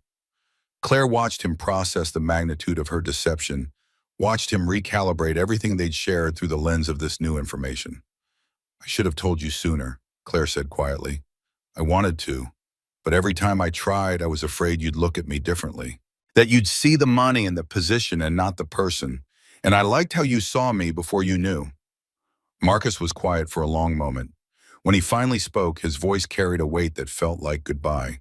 Emma's waiting for her Christmas breakfast. You should go. Marcus, please go, Claire. I need to think, and Emma doesn't need to see this. His face was carefully controlled, but Claire could see the hurt underneath. Merry Christmas. She left, drove home through Christmas Day snow that was beautiful and meaningless. Spent the rest of the day alone in her mansion while Sophie studiously avoided asking questions. At 9 p.m., curled up on her bed, still wearing the sooty she'd worn to court, Claire let herself cry for the first time since David died. Not for the hearing or the board or the company. For Marcus. For what she'd destroyed by being too afraid to be honest. Her phone stayed silent. No calls, no texts, nothing. She'd won her legal battle and lost something more important in the process. December 26th arrived with the kind of brittle cold that made breath visible and turned Denver into a snow globe city. Claire woke in her Cherry Hills bedroom, having slept maybe 2 hours total, her eyes gritty and her chest hollow. The lawsuit victory felt Pyrrhic now. She'd saved her company and destroyed the first genuine connection she'd felt in 4 years. Sophie appeared in her doorway at 8 a.m., already dressed, expression unreadable. You're going to fix this, right? Not just lie in bed feeling sorry for yourself? Claire pulled the covers higher. He asked me to leave. I don't think there's anything to fix. So you're just giving up? The Claire Bennett who fought a $15 million lawsuit on Christmas Day is giving up because a guy needs time to process? Sophie crossed her arms, looking more like David in that moment than Claire could bear. That's pathetic. I lied to him for a week. Let him believe I was someone I'm not. That's not something you just apologize away. Sophie sat on the edge of the bed, her weight making the mattress dip. You know what I think? I think you wanted this to happen. You wanted him to find out the worst way possible so you could use it as proof that you don't deserve to be happy. Self-sabotage is easier than actually trying. The accuracy hurt more than the words themselves. Claire sat up, pushed hair out of her face. When did you become so wise? I've had 4 years watching you build walls. Gets pretty obvious after a while. Sophie stood, headed for the door. Emma called me this morning. She's confused why you didn't come for Christmas breakfast. Why her dad's sad. You owe her an explanation even if you're too scared to face Marcus. After Sophie left, Claire lay in bed staring at the ceiling, thinking about Emma's confusion and Marcus's hurt and the way she'd fled his house like a coward. Sophie was right. She owed them better than silence. But the thought of facing Marcus again, seeing disappointment replace whatever had been growing between them, felt insurmountable. Her phone buzzed on the nightstand. Not Marcus, Jessica, her assistant, with a message that somehow made everything worse. Board meeting scheduled for January 2nd. Richard wants to discuss company direction now that lawsuit is resolved. I think he's still planning something. Victory was supposed to mean safety. Winning the lawsuit was supposed to secure her position. But Richard Chen didn't give up easily, and apparently losing one battle just meant regrouping for another. Claire closed her eyes against the exhaustion that went bone deep. The day passed in a haze. Claire worked from her home office, reviewing year-end reports and strategic plans, throwing herself into corporate minutiae to avoid thinking about Marcus. Sophie left around noon without explanation, returning hours later with Emma Sullivan in tow. We're having a sleepover, Sophie announced, Emma standing beside her looking uncertain but hopeful. Emma's spending the night. Dan dropped her off. He's Marcus's brother, does logistics for the construction company. Apparently Marcus is dealing with stuff and thought Emma could use a distraction. Emma looked up at Claire with those wide eyes that saw too much. Are you mad at my daddy? Claire's chest constricted. She knelt down to Emma's level, meeting her gaze directly. I'm not mad at your daddy. I'm the one who made a mistake. I wasn't honest with him about some important things, and he's hurt because of that. That's my fault, not his. He's been sad since Christmas. Emma's voice went small. He said you probably wouldn't come over anymore because grown-ups are complicated. But I liked having you and Sophie here. It felt like... She stopped, seeming to search for words. It felt less lonely. Claire pulled Emma into a hug, this child who'd already lost one mother and didn't deserve to lose another connection because Claire couldn't manage honesty. Over Emma's shoulder, she caught Sophie's eye. Her daughter-ward sister nodded slightly. Approval or encouragement, or both. Your daddy's not wrong that grown-ups are complicated, Claire managed, but that doesn't mean we can't figure things out. It just might take some time. Emma pulled back, studied Claire's face with the intensity of someone twice her age. My daddy really likes you. He was happier when you were around. I could tell because he smiled more and didn't look sad when he thought I wasn't watching. The simple observation landed like a blow. Claire thought about Marcus in his kitchen, teaching them to bake. Marcus in his workshop showing Emma and Sophie how to sand wood smooth.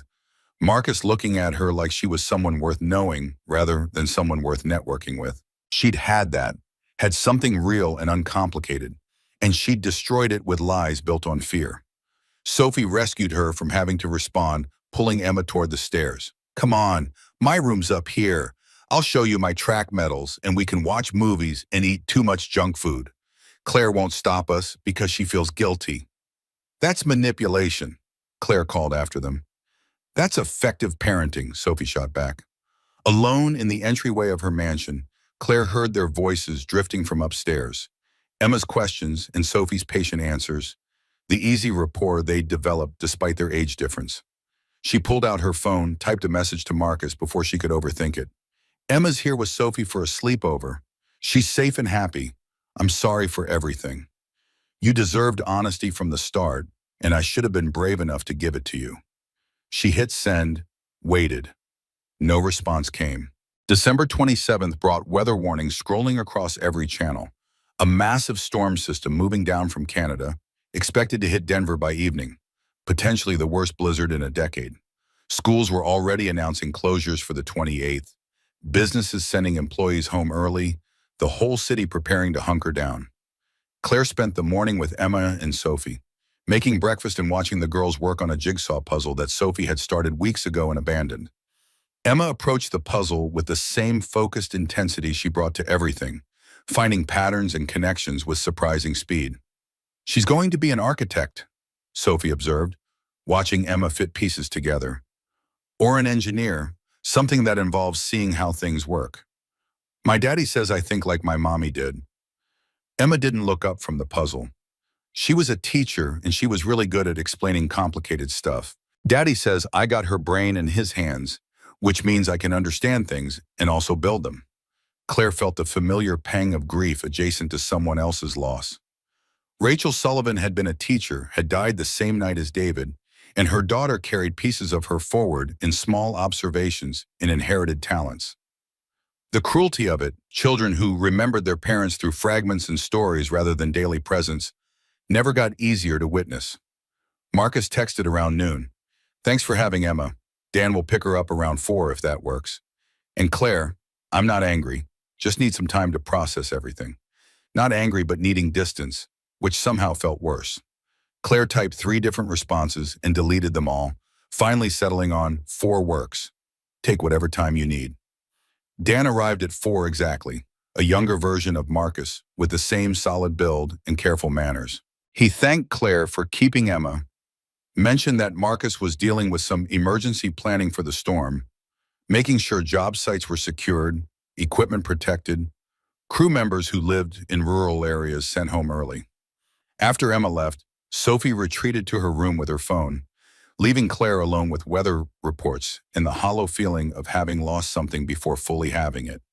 She tried to work to review documents for the January 2nd board meeting, but concentration was impossible. The weather warnings were growing more urgent. Storm expected to hit by 7 p.m., possibly dumping 2 feet of snow, winds up to 50 miles per hour. Whiteout conditions. Her phone rang at 5:30. Not Marcus, but a Colorado Springs area code she didn't recognize. Miss Bennett, this is the front desk at the Marriott Colorado Springs. We have a Sophie Bennett checked in here who listed you as her emergency contact. She asked us to call because she's sick and needs... Wait, what? Claire's stomach dropped. Sophie's upstairs in her room. I'm looking at her driver's license right now, ma'am. She checked in 2 hours ago, says she has the flu, high fever, and needs someone to bring her medication. Claire took the stairs 2 at a time, burst into Sophie's room. Empty, bed made, overnight bag gone, note on the pillow. Went to visit CU Boulder campus for admitted students weekend. Back Sunday. Don't freak out. The date was wrong. Admitted students weekend wasn't until February. And Sophie wouldn't have left without permission unless something was seriously wrong. Claire grabbed her phone, called Sophie. It rang 4 times before a weak voice answered. Before you yell, I was going to tell you. I drove down to check out Boulder yesterday, stayed in a cheap hotel, woke up this morning feeling terrible. Fever, chills, the works. Managed to get to a better hotel, but I'm pretty much useless. I already called a doctor service. They said it's probably flu, gave me prescriptions. I'll be fine in a day or 2. You drove to Boulder without telling me? You're 17, Sophie, and you're sick in a hotel alone with a blizzard coming? Claire was already grabbing her keys, her coat. I'm coming to get you. Claire, there's a massive storm. The news says don't travel. I'm in a hotel with room service and HBO. I'll survive. Sophie's voice was weak but stubborn. You can come get me after the storm passes. Claire looked at her phone, 6:15 p.m. Colorado Springs was 90 minutes south on a good day, with the storm approaching, possibly longer. But Sophie was sick and alone, and the idea of leaving her in a hotel room while the worst blizzard in a decade hit was impossible to accept. I'm leaving now. Stay in your room. Keep your phone charged. I'll text you when I'm close. Claire, seriously, I'm fine. Claire hung up, was moving before logic could stop her. Threw essentials in a bag, clothes, toiletries, Sophie's medications from the bathroom cabinet. The weather warnings were getting more urgent. Storm expected to hit Denver by 7, already affecting northern Colorado. She had maybe an hour before conditions became dangerous.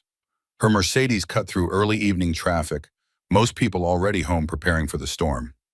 The highway was emptying out, the smart ones having already taken shelter. Claire pushed the speedometer higher than was wise, watching dark clouds roll in from the north like a closing fist.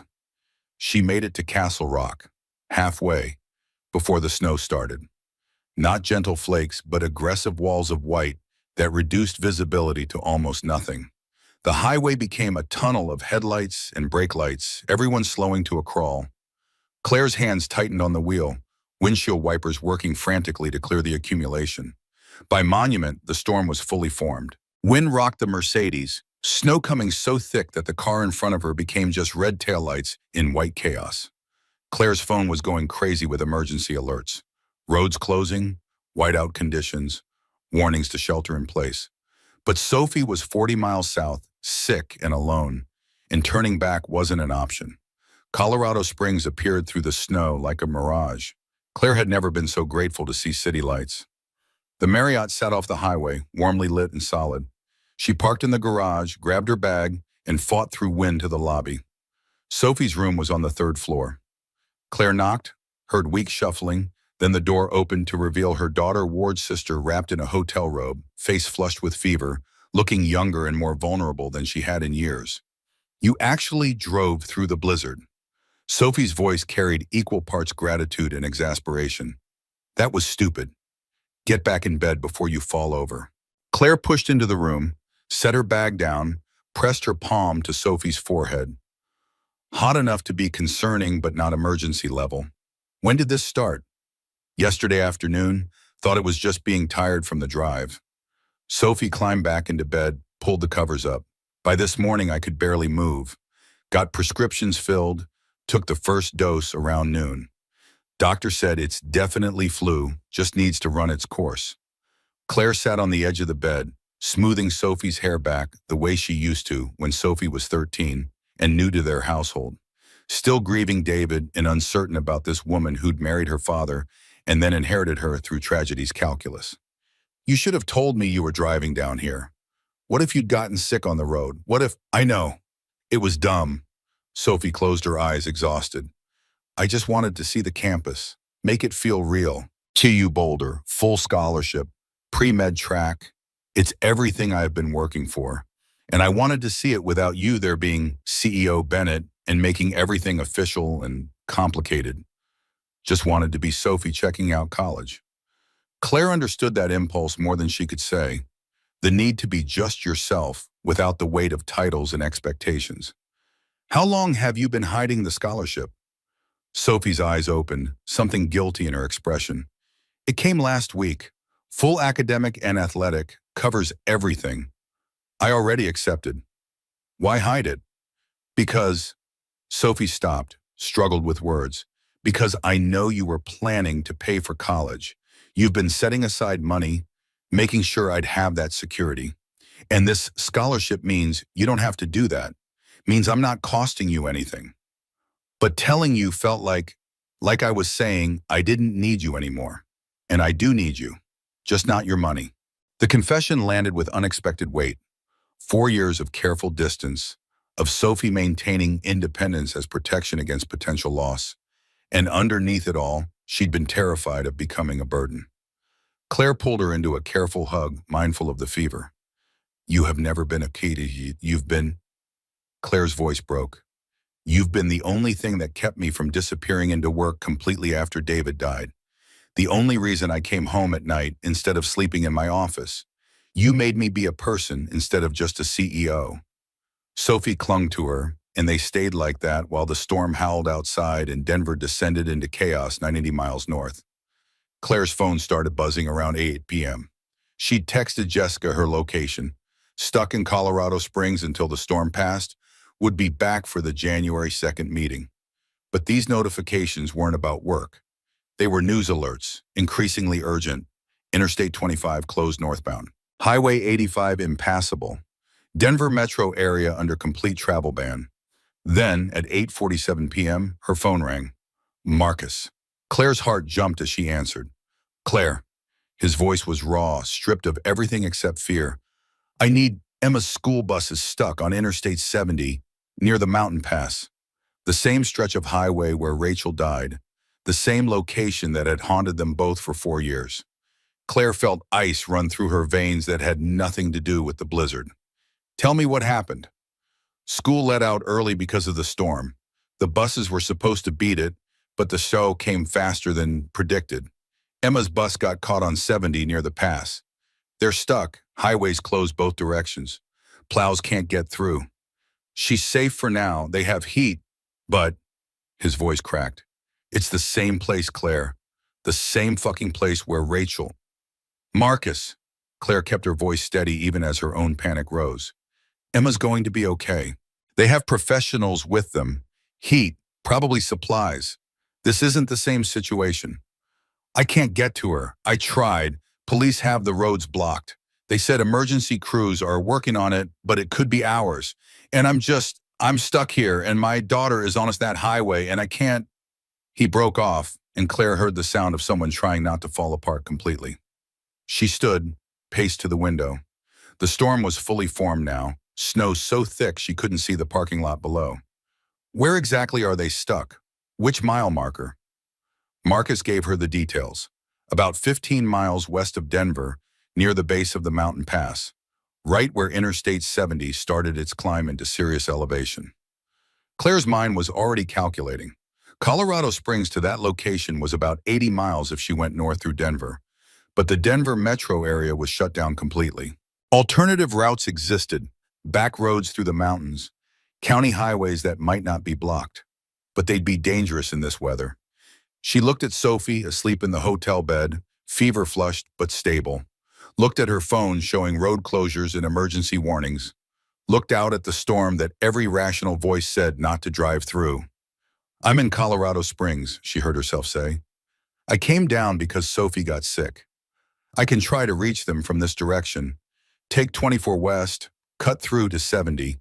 It's back roads and mountain passes, but it might be open. Claire, no, that's insane. You can't drive through this. Your daughter is on that highway. Our daughters, Emma and Sophie, have been talking about being sisters. That little girl matters to me." Claire was already moving, grabbing her coat, her keys. "I'm going. Text me the exact location and the bus number." "Claire, please, I can't. If something happens to you." "Nothing's going to happen." Claire didn't believe it but said it anyway. Said it with enough conviction that maybe Marcus would believe it, even if she didn't.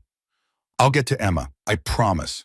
She hung up before he could argue more, before her own fear could talk her out of it. Sophie stirred as Claire moved around the room. "Where are you going?" Sophie's voice was thick with sleep and fever.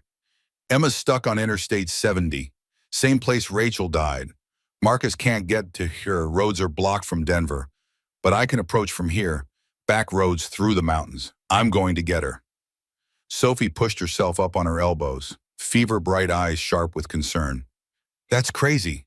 You'll get stuck too, and then Marcus will have his daughter and you both in danger." "I can't leave her there." Claire was putting on layers, preparing for worst-case scenarios. "She's 8 years old and terrified and stuck on the highway where her mother died. I can help."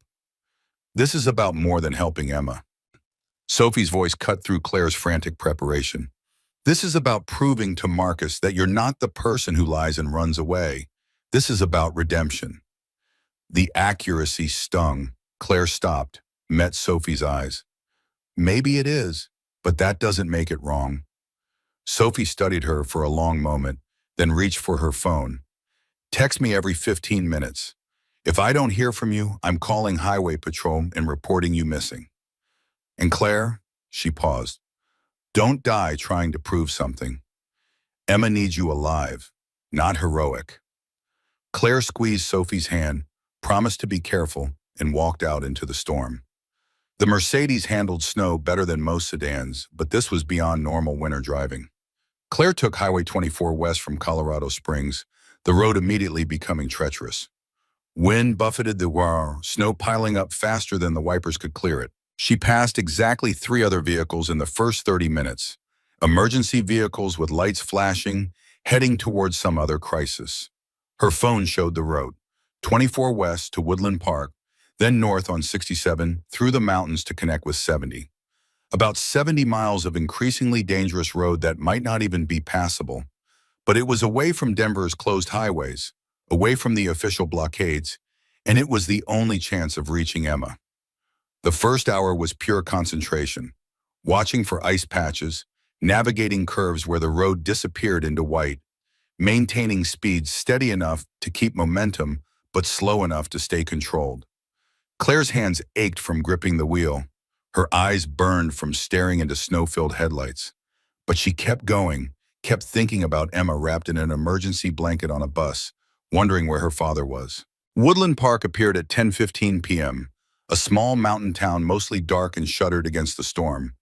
Claire stopped at a gas station, one of the few businesses with lights still on. Inside, the clerk looked at her like she'd lost her mind. "You're not seriously planning to keep going? 67's going to be worse, higher elevation, less traffic, probably not plowed." The clerk was maybe 20, local kid who knew these mountains better than any GPS. "I have to get to Interstate 70. A school bus is stuck there with my—" Claire paused, realizing the truth of what she was about to say. "With my daughter." The clerk softened slightly. "Take 67 slow. There's a section about 20 miles north where it gets narrow. That's where most people get stuck." "You got chains for your tires?" Claire hadn't even thought about chains. The clerk sold her a set, showed her how to install them in the parking lot while snow accumulated on their shoulders. By the time Claire got back on the road, it was past 11, and the storm showed no signs of letting up. Highway 67 North was everything the clerk warned about and worse.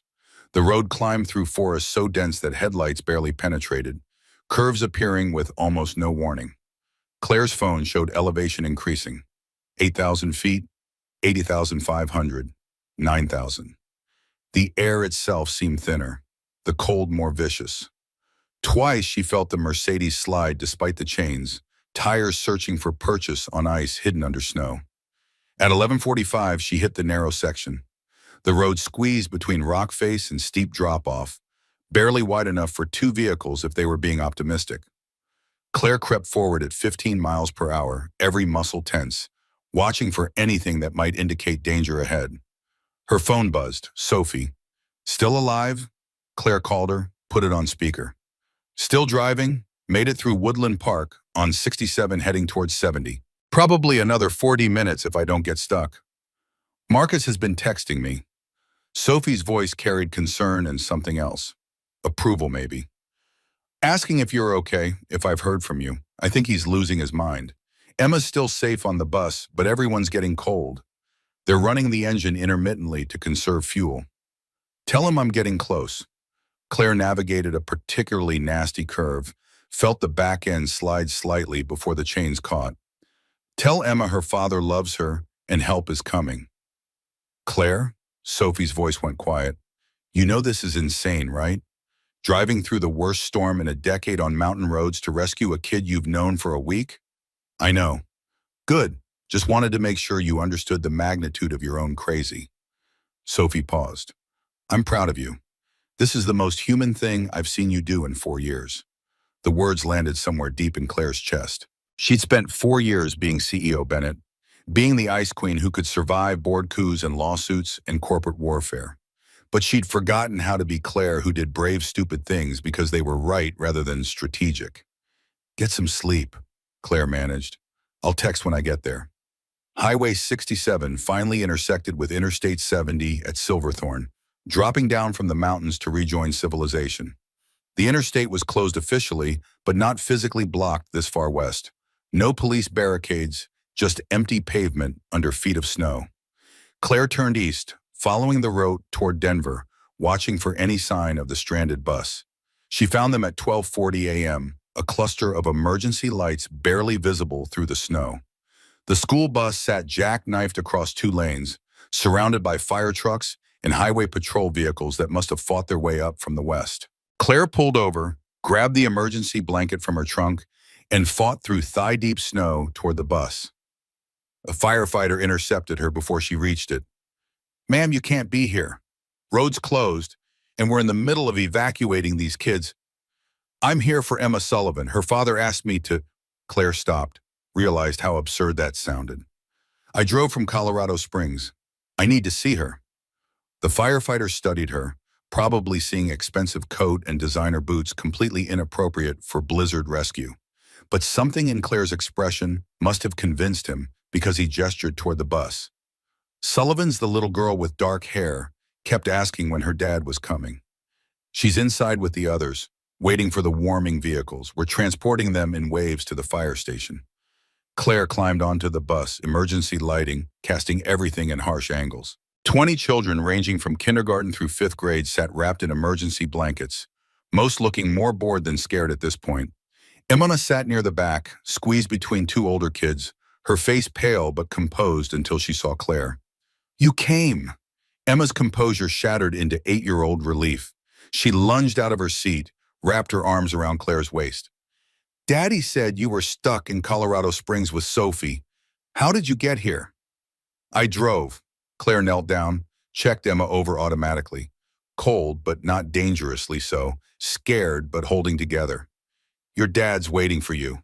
He wanted to be here himself, but the roads from Denver were completely blocked. So I came instead. Through the storm, Emma's eyes went wide. That's really dangerous. Daddy says you should never drive in blizzards because you can't see and you might crash like... She stopped, face crumpling, as the location and its history caught up with her. Claire pulled Emma close, feeling the child shake with suppressed tears. You're safe. Your mom would be so proud of how brave you've been. The firefighters loaded kids into heated vehicles in groups of 5, prioritizing the youngest first. Emma clung to Claire's hand through the whole process, refusing to let go even when they tried to separate them for transport. Finally, one of the firefighters, older woman with kind eyes, made an exception. You can ride with her to the fire station. Her father's meeting us there. The transport vehicle was warm and cramped. Emma pressed against Claire's side while 3 other children chattered about their adventure with the resilience of youth. Claire texted Sophie. Found Emma, both safe, heading to fire station. Then before she could overthink it, Marcus, I have Emma. She's safe. We're going to Fire Station 12 near the highway. She's cold and scared, but unharmed. His response came immediately. Thank you, I'm already there. I've been waiting. Claire, thank you. Fire Station 12 was controlled chaos. Parents arriving to collect children, firefighters processing paperwork, coffee and hot chocolate flowing freely. Claire walked in with Emma attached to her side and spotted Marcus immediately. He stood near the back, still wearing his construction work clothes, face haggard with fear and relief. Emma saw him and ran, crashed into him with the force of someone who'd been holding terror at bay through sheer determination. Marcus dropped to his knees, wrapped his daughter in his arms, and Claire watched his shoulders shake with sobs he had probably been suppressing since the first call about the bus. Claire stayed back, giving them space, suddenly aware of how she must look. Hair wild from wind, coat soaked, boots caked with snow. She'd driven 80 miles through mountain passes in the worst blizzard in a decade, and now that Emma was safe, the adrenaline was draining away, leaving only exhaustion. Marcus finally looked up, met Claire's eyes over Emma's head. The raw gratitude in his expression made her chest ache. You drove from Colorado Springs, through the storm, for Emma. His voice was rough with emotion. I couldn't leave her here. Claire took a step forward, then stopped, uncertain of her welcome despite everything. Marcus, Daddy, Claire drove through the mountains, and it was really dangerous, but she came anyway because she knew I was scared. Emma pulled back from her father, looked between them with the perceptive understanding of children who see what adults try to hide. Are you still mad at her? Because she drove through a blizzard to help me, so maybe you could not be mad anymore? Marcus stood, his hand still on Emma's shoulder. I was never mad, just... He looked at Claire, something shifting in his expression. Just scared, of being hurt again, of letting someone in who might leave. I'm not leaving. The words came out with more certainty than Claire had felt about anything in years. I drove 80 miles through mountain roads in whiteout conditions because Emma mattered enough to risk it. Because you matter, because this... She gestured between them, encompassing everything they'd built and broken and were maybe rebuilding. This is worth fighting for. Emma tugged her father's sleeve. Daddy, I'm really tired, and also I need to use the bathroom, and maybe we could have this conversation somewhere that isn't a fire station with a lot of people watching. Marcus laughed, the sound breaking tension. Yeah, kiddo, let's get you home. They couldn't go home, not immediately. Interstate 70 was still closed eastbound. Denver's road ban remained in effect. The fire station was setting up temporary shelter for stranded drivers, cots and blankets in the garage bay. Marcus signed Emma out of official custody, and they found themselves sitting in the station's break room, drinking terrible coffee while Emma fell asleep on a cot nearby, exhausted by fear and relief in equal measure. I need to tell you something. Marcus spoke quietly, watching Emma sleep. When you told me you were a CEO, that you'd been lying about who you were, I wasn't angry about the money. I was angry because I thought it meant we couldn't work, that we were too different from two different worlds. Claire waited, letting him work through whatever he needed to say. But watching you drive through a blizzard for my daughter, that's not something a CEO does. That's something a person who actually cares does. And I realized I was wrong. Marcus turned to face her fully. You're not your job title or your money or the mansion you live in. You're the woman who made cookies with Emma and listened to me talk about Rachel without offering empty platitudes. You're the person who drove 80 miles through mountains in a storm because a little girl needed help. That's who you actually are. I should have told you the truth from the start. Claire needed to say it, needed him to understand. I was afraid you'd treat me differently if you knew, that you'd see the money and the position and not the person. But that fear doesn't excuse the deception. No, it doesn't. Marcus was quiet for a moment. But I understand it now, and I'm sorry too for kicking you out on Christmas without hearing you out, for making you feel like honesty would cost you everything. We're quite a pair, Claire said, both so scared of being hurt that we nearly destroyed something good before it barely started. Marcus reached across the small space between them, took her hand in his. The carpenter's calluses felt familiar now, real in a way that corporate handshakes and business transactions never had. Claire Bennett. He said her name like he was testing its weight, seeing how it fit with everything else he knew about her. CEO, liar, Christmas cookie decorator, blizzard rescuer. Who are you really? I'm someone who spent 4 years hiding behind work and money and corporate armor. Someone who met a man at the wrong table and remembered what it felt like to be seen as human. Claire squeezed his hand. Someone who's tired of being afraid. Then stop being afraid. Marcus pulled her closer, wrapped his free arm around her shoulders. Let yourself have this. Let us try on. They sat like that while Emma slept nearby and the storm gradually lessened outside. Around 4 a.m., Highway Patrol announced that Interstate 70 was reopening eastbound. Plows had cleared the main lanes. Conditions were still dangerous, but passable with caution. Marcus woke Emma gently, and they made the careful drive back to Denver in convoy with other stranded travelers. Claire followed Marcus's truck through pre-dawn darkness, snow-covered roads reflecting emergency lights. When they reached Aurora, pulling up to Marcus's house as the sun rose on December 29th, Emma was awake enough to demand that Claire come inside.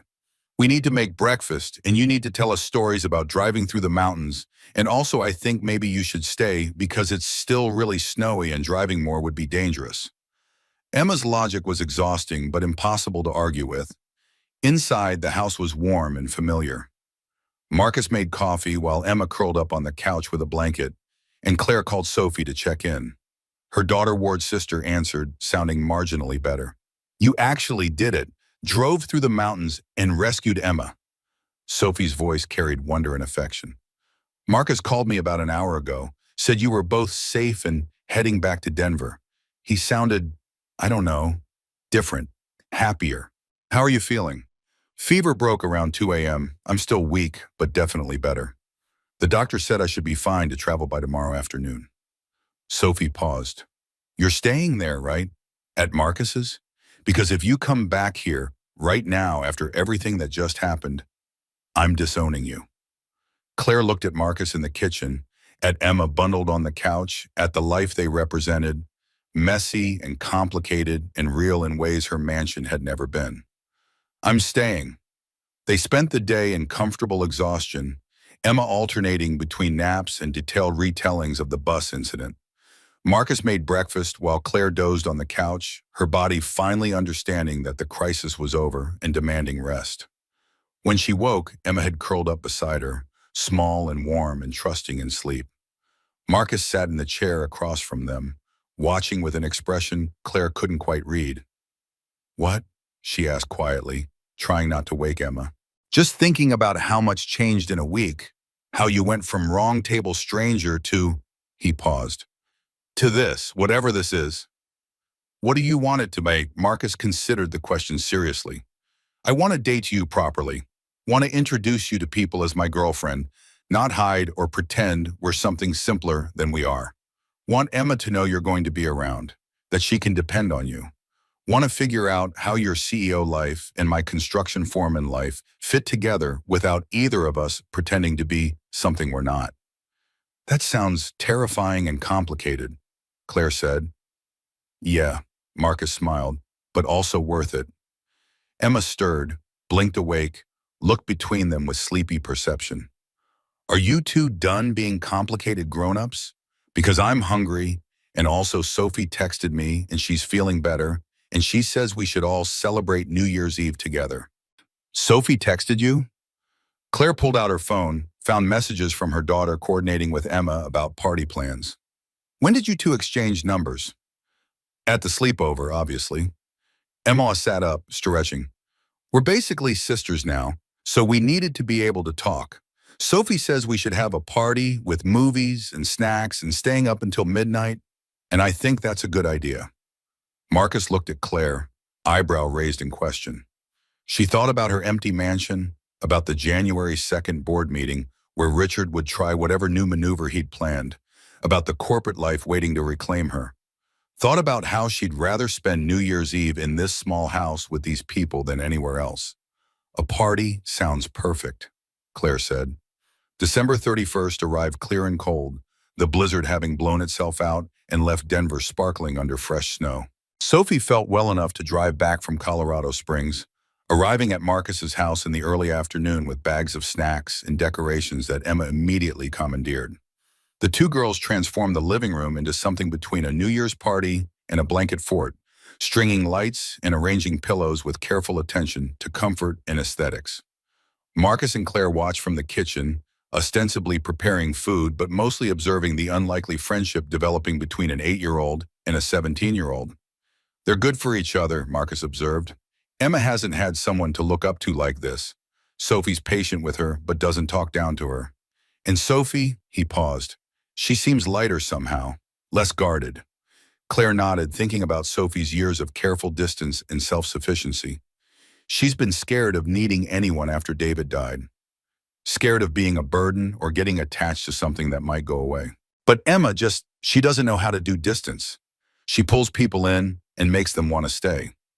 That's Rachel's gift, Marcus said quietly. Emma got her mother's ability to make people feel seen and valued. It's why her students loved her. She made every kid feel like they mattered. They prepared food while the girls decorated, falling into an easy rhythm that felt practiced despite its novelty. Claire sliced vegetables while Marcus assembled a cheese board, their movements coordinated without discussion. At some point, Sophie appeared in the kitchen, studied them with her characteristic perception. You two figured it out, she said. Not a question. We're working on it, Claire replied. Good, because watching you self-sabotage was exhausting. Sophie grabbed crackers from the pantry. Emma wants to know if we can stay up past midnight to watch movies. I told her it was up to you, but I'm clearly the cool sister who says yes to everything, so… Cool sister? Claire raised an eyebrow. We established the sister hierarchy. I'm the cool older sister who gives good advice but can't cook. You're the mom sister who worries too much but saved Emma from a blizzard, so you're also kind of cool. Emma's the baby sister who's weirdly wise but still believes in Santa. It's a whole thing. We have rules. Marcus laughed, and Claire felt something warm spread through her chest. Her carefully controlled life was being invaded by an 8-year-old's earnest enthusiasm and a teenager's dry wit, and she'd never been happier about losing control. They ate dinner on the living room floor because Emma insisted it was more festive. Pizza and vegetables and cheese that Emma arranged into what she called artistic patterns that mostly just meant random placement. Sophie taught Emma some kind of hand-clapping game that dissolved into giggles. And Marcus told stories about construction site mishaps that had Emma demanding to visit job sites when school resumed. As midnight approached, they settled in to watch movies Emma had selected with what she termed sophisticated taste, which meant animated films with enough emotional depth to make adults cry.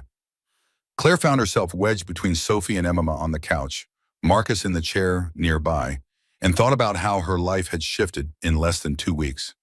At 11:58, Emma insisted they count down properly with noisemakers she'd produced from somewhere.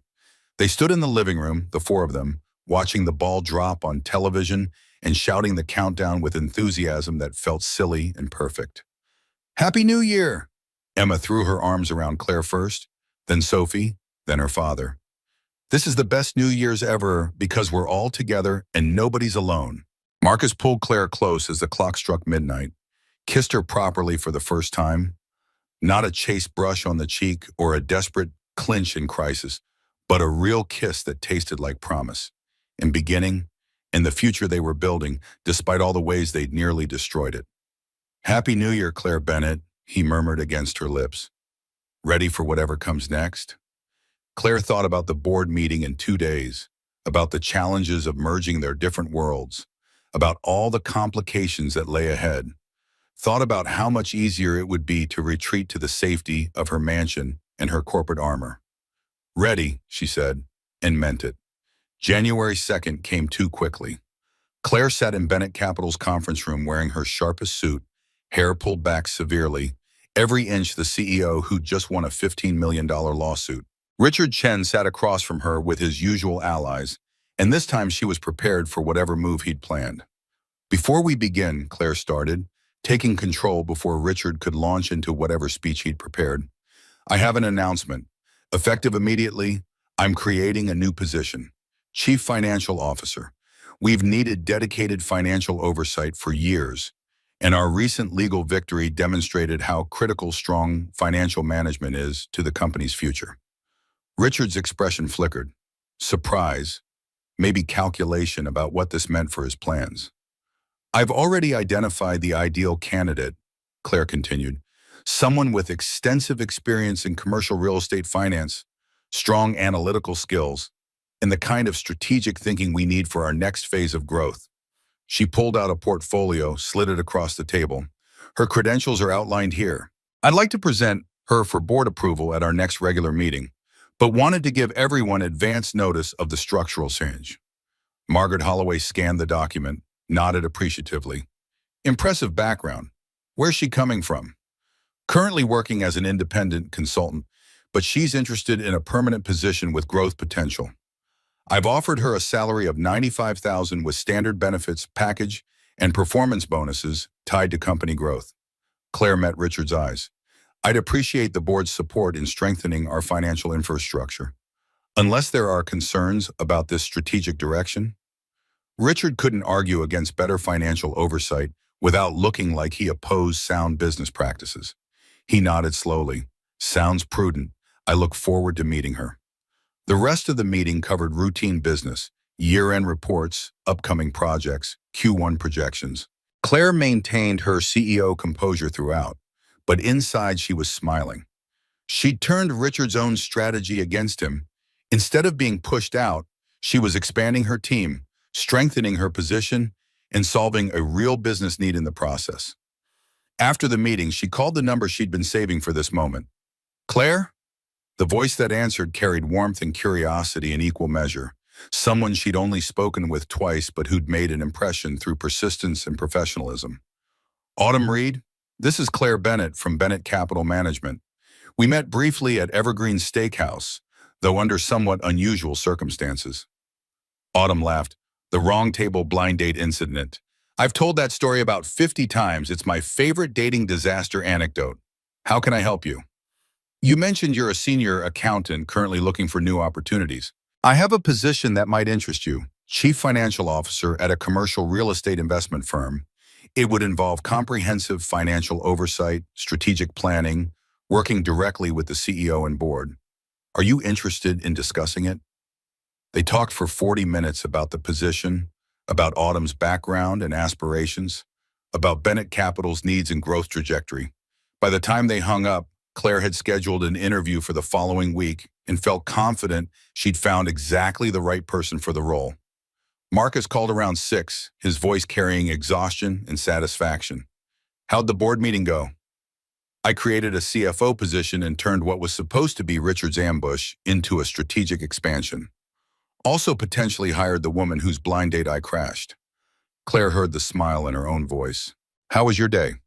Spent 8 hours on a job site in 20-degree weather trying to make up for time lost to the blizzard. My fingers are frozen, I smell like sawdust and sweat. Want to come over for dinner? I promise I'll shower first. Claire looked around her home office, sleek and professional, and suddenly feeling like a party rather than a sanctuary. She'd been living here since the blizzard rescue, hadn't spent more than a few hours in her Cherry Hills mansion, and was starting to realize that the space she'd thought of as home had never really felt like one.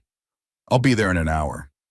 The months that followed were messy and complicated and more fulfilling than anything Claire had experienced in years. She split her time between the mansion and Marcus's house, Emma and Sophie developing their sister hierarchy into something genuine and lasting. Sophie started taking Emma to CU Boulder track practices, letting the younger girl watch collegiate athletes train and dream about her own future. Emma taught Sophie how to bake with the patience of someone who genuinely loved teaching, and Sophie discovered she had more tolerance for an 8-year-old's endless questions than she'd ever expected.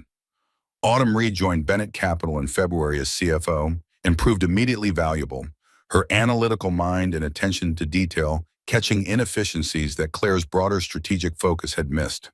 Within 3 months, she'd streamlined their financial operations enough to increase profit margins by 4%, earning Richard Chen's grudging respect and Margaret Holloway's enthusiastic praise. Marcus met Claire's corporate world with the same calm competence he brought to construction sites, attending a charity gala in March that had Claire worried he'd feel out of place. Instead, he charmed half the room with stories about building projects and asked genuinely interested questions about real estate development that made several potential investors remember why they'd gotten into the business in the first place. "You're good at this," Claire told him afterward, standing in her mansion foyer still dressed in evening wear. "The corporate socializing thing. I thought you'd hate it." "I did hate it," Marcus admitted, loosening his tie. "But watching you work a room, seeing you in your element, that was worth the uncomfortable shoes and small talk." He pulled her close. "I like watching you be powerful. It's attractive." By summer, the board had stopped questioning Claire's leadership. The lawsuit victory had been followed by successful project launches and strategic acquisitions that increased company value by 30%. Richard Chen still maneuvered and politicked, but his power to threaten her position had eroded as her results spoke louder than his concerns. Sophie left for CU Boulder in August, tearful but excited, promising Emma they'd talk every day and visit every weekend. Emma handled the separation better than expected, probably because by then she'd started calling Claire by the title Sophie had invented. Mom, Sister Claire, who worries too much. It wasn't mom, but it was something, a space being carved out for connection that honored Rachel's memory while allowing room for new relationships. Claire found herself spending more time at Marcus's house than her own, the mansion feeling increasingly like a museum of a life she'd moved beyond. In October, standing in the Cherry Hills master bedroom, looking at furniture that had once belonged to her and David, she made a decision. "I'm selling it," she told Sophie during their weekly video call. "The mansion. It's too big and too empty, and I never wanted to live there anyway. That was David's dream house." Sophie nodded, unsurprised. "Where will you live?" "I don't know yet. Maybe find something smaller. Maybe—" Claire paused. "Maybe see where things go with Marcus and Emma. We're not ready to officially move in together, but we're heading that direction." "About time," Sophie said. "Emma's been planning your wedding for months. She has a binder." "She's 8. She's determined. There's a seating chart and everything." December arrived with the kind of crystalline cold that made the mountains sharp and clear against blue sky. A year since the wrong table meeting, since the blizzard rescue, since everything had changed in the span of 2 chaotic weeks. Claire drove to work past Christmas decorations and thought about how different this December felt from the last one. How much lighter, how much more alive. Marcus called around 11. "Can you meet me for lunch? There's something I want to show you." They met at Evergreen Steakhouse, Maya Torres greeting them with the warm recognition of someone who'd witnessed their entire messy beginning. She led them to the corner table where it had all started, now decorated for Christmas with small evergreen branches and white lights. "1 year ago," Marcus said, sliding into the seat across from Claire, "I sat at the wrong table and met someone who changed everything. And I let you believe I was someone else," Claire added, "and we almost destroyed it before it started. But we didn't." Marcus reached across the table, took her hand in his. Those carpenter's calluses were familiar now, beloved, a tactile reminder of who he was and what he valued. "We figured it out, and I realized something this year, that second chances don't come along often. That finding someone who sees you for who you really are is rare enough that you fight for it." He pulled a small box from his pocket, and Claire's breath caught. Claire Elizabeth Bennett, CEO, Blizzard rescuer, Emma's mom, sister who worries too much. Marcus opened the box to reveal a ring, simple and elegant, a sapphire surrounded by small diamonds that caught the Christmas lights. "Will you marry me? Will you officially join our messy, complicated, beautiful family, and let us join yours?" Claire looked at the ring, at Marcus's hopeful expression, at Maya watching from behind the bar with tears in her eyes. Thought about the year they had had, the obstacles they had overcome, the life they were building, despite all the ways it didn't fit conventional patterns. "Yes," she said, and felt the word resonate through her entire body. Yes to all of it. Marcus slipped the ring onto her finger, stood to pull her into a kiss while the restaurant's lunchtime crowd applauded, and Maya brought champagne she'd apparently been keeping on ice. Emma appeared from somewhere. Marcus had clearly planned this, shrieking with joy and demanding to see the ring and announcing that her wedding binder was going to be extremely useful now. Sophie called minutes later, Emma having immediately texted her. "Congratulations, Mom, Sister Claire. Try not to stress plan the whole thing, okay? Let Emma and Marcus help." That evening, standing in Marcus's small house that had somehow become home, Claire looked at the ring on her finger and thought about wrong tables and right people. about lies told from fear and truths learned through crisis, about the difference between the life she thought she wanted and the one she was actually building. You know what I learned this year? She said to Marcus while Emma showed Sophie the ring via video chat, that the best things in life are the ones you don't plan for, the ones that come from sitting at the wrong table and being brave enough to stay. Marcus wrapped his arms around her from behind, rested his chin on her shoulder. Here's to wrong tables and right people. To second chances, Claire added. To family, Emma chimed in. To not being alone anymore, Sophie finished. Outside, Denver prepared for another Christmas season. Inside, surrounded by people who'd become family through choice rather than blood, Claire felt something she'd forgotten was possible. The profound peace of being exactly where she belonged.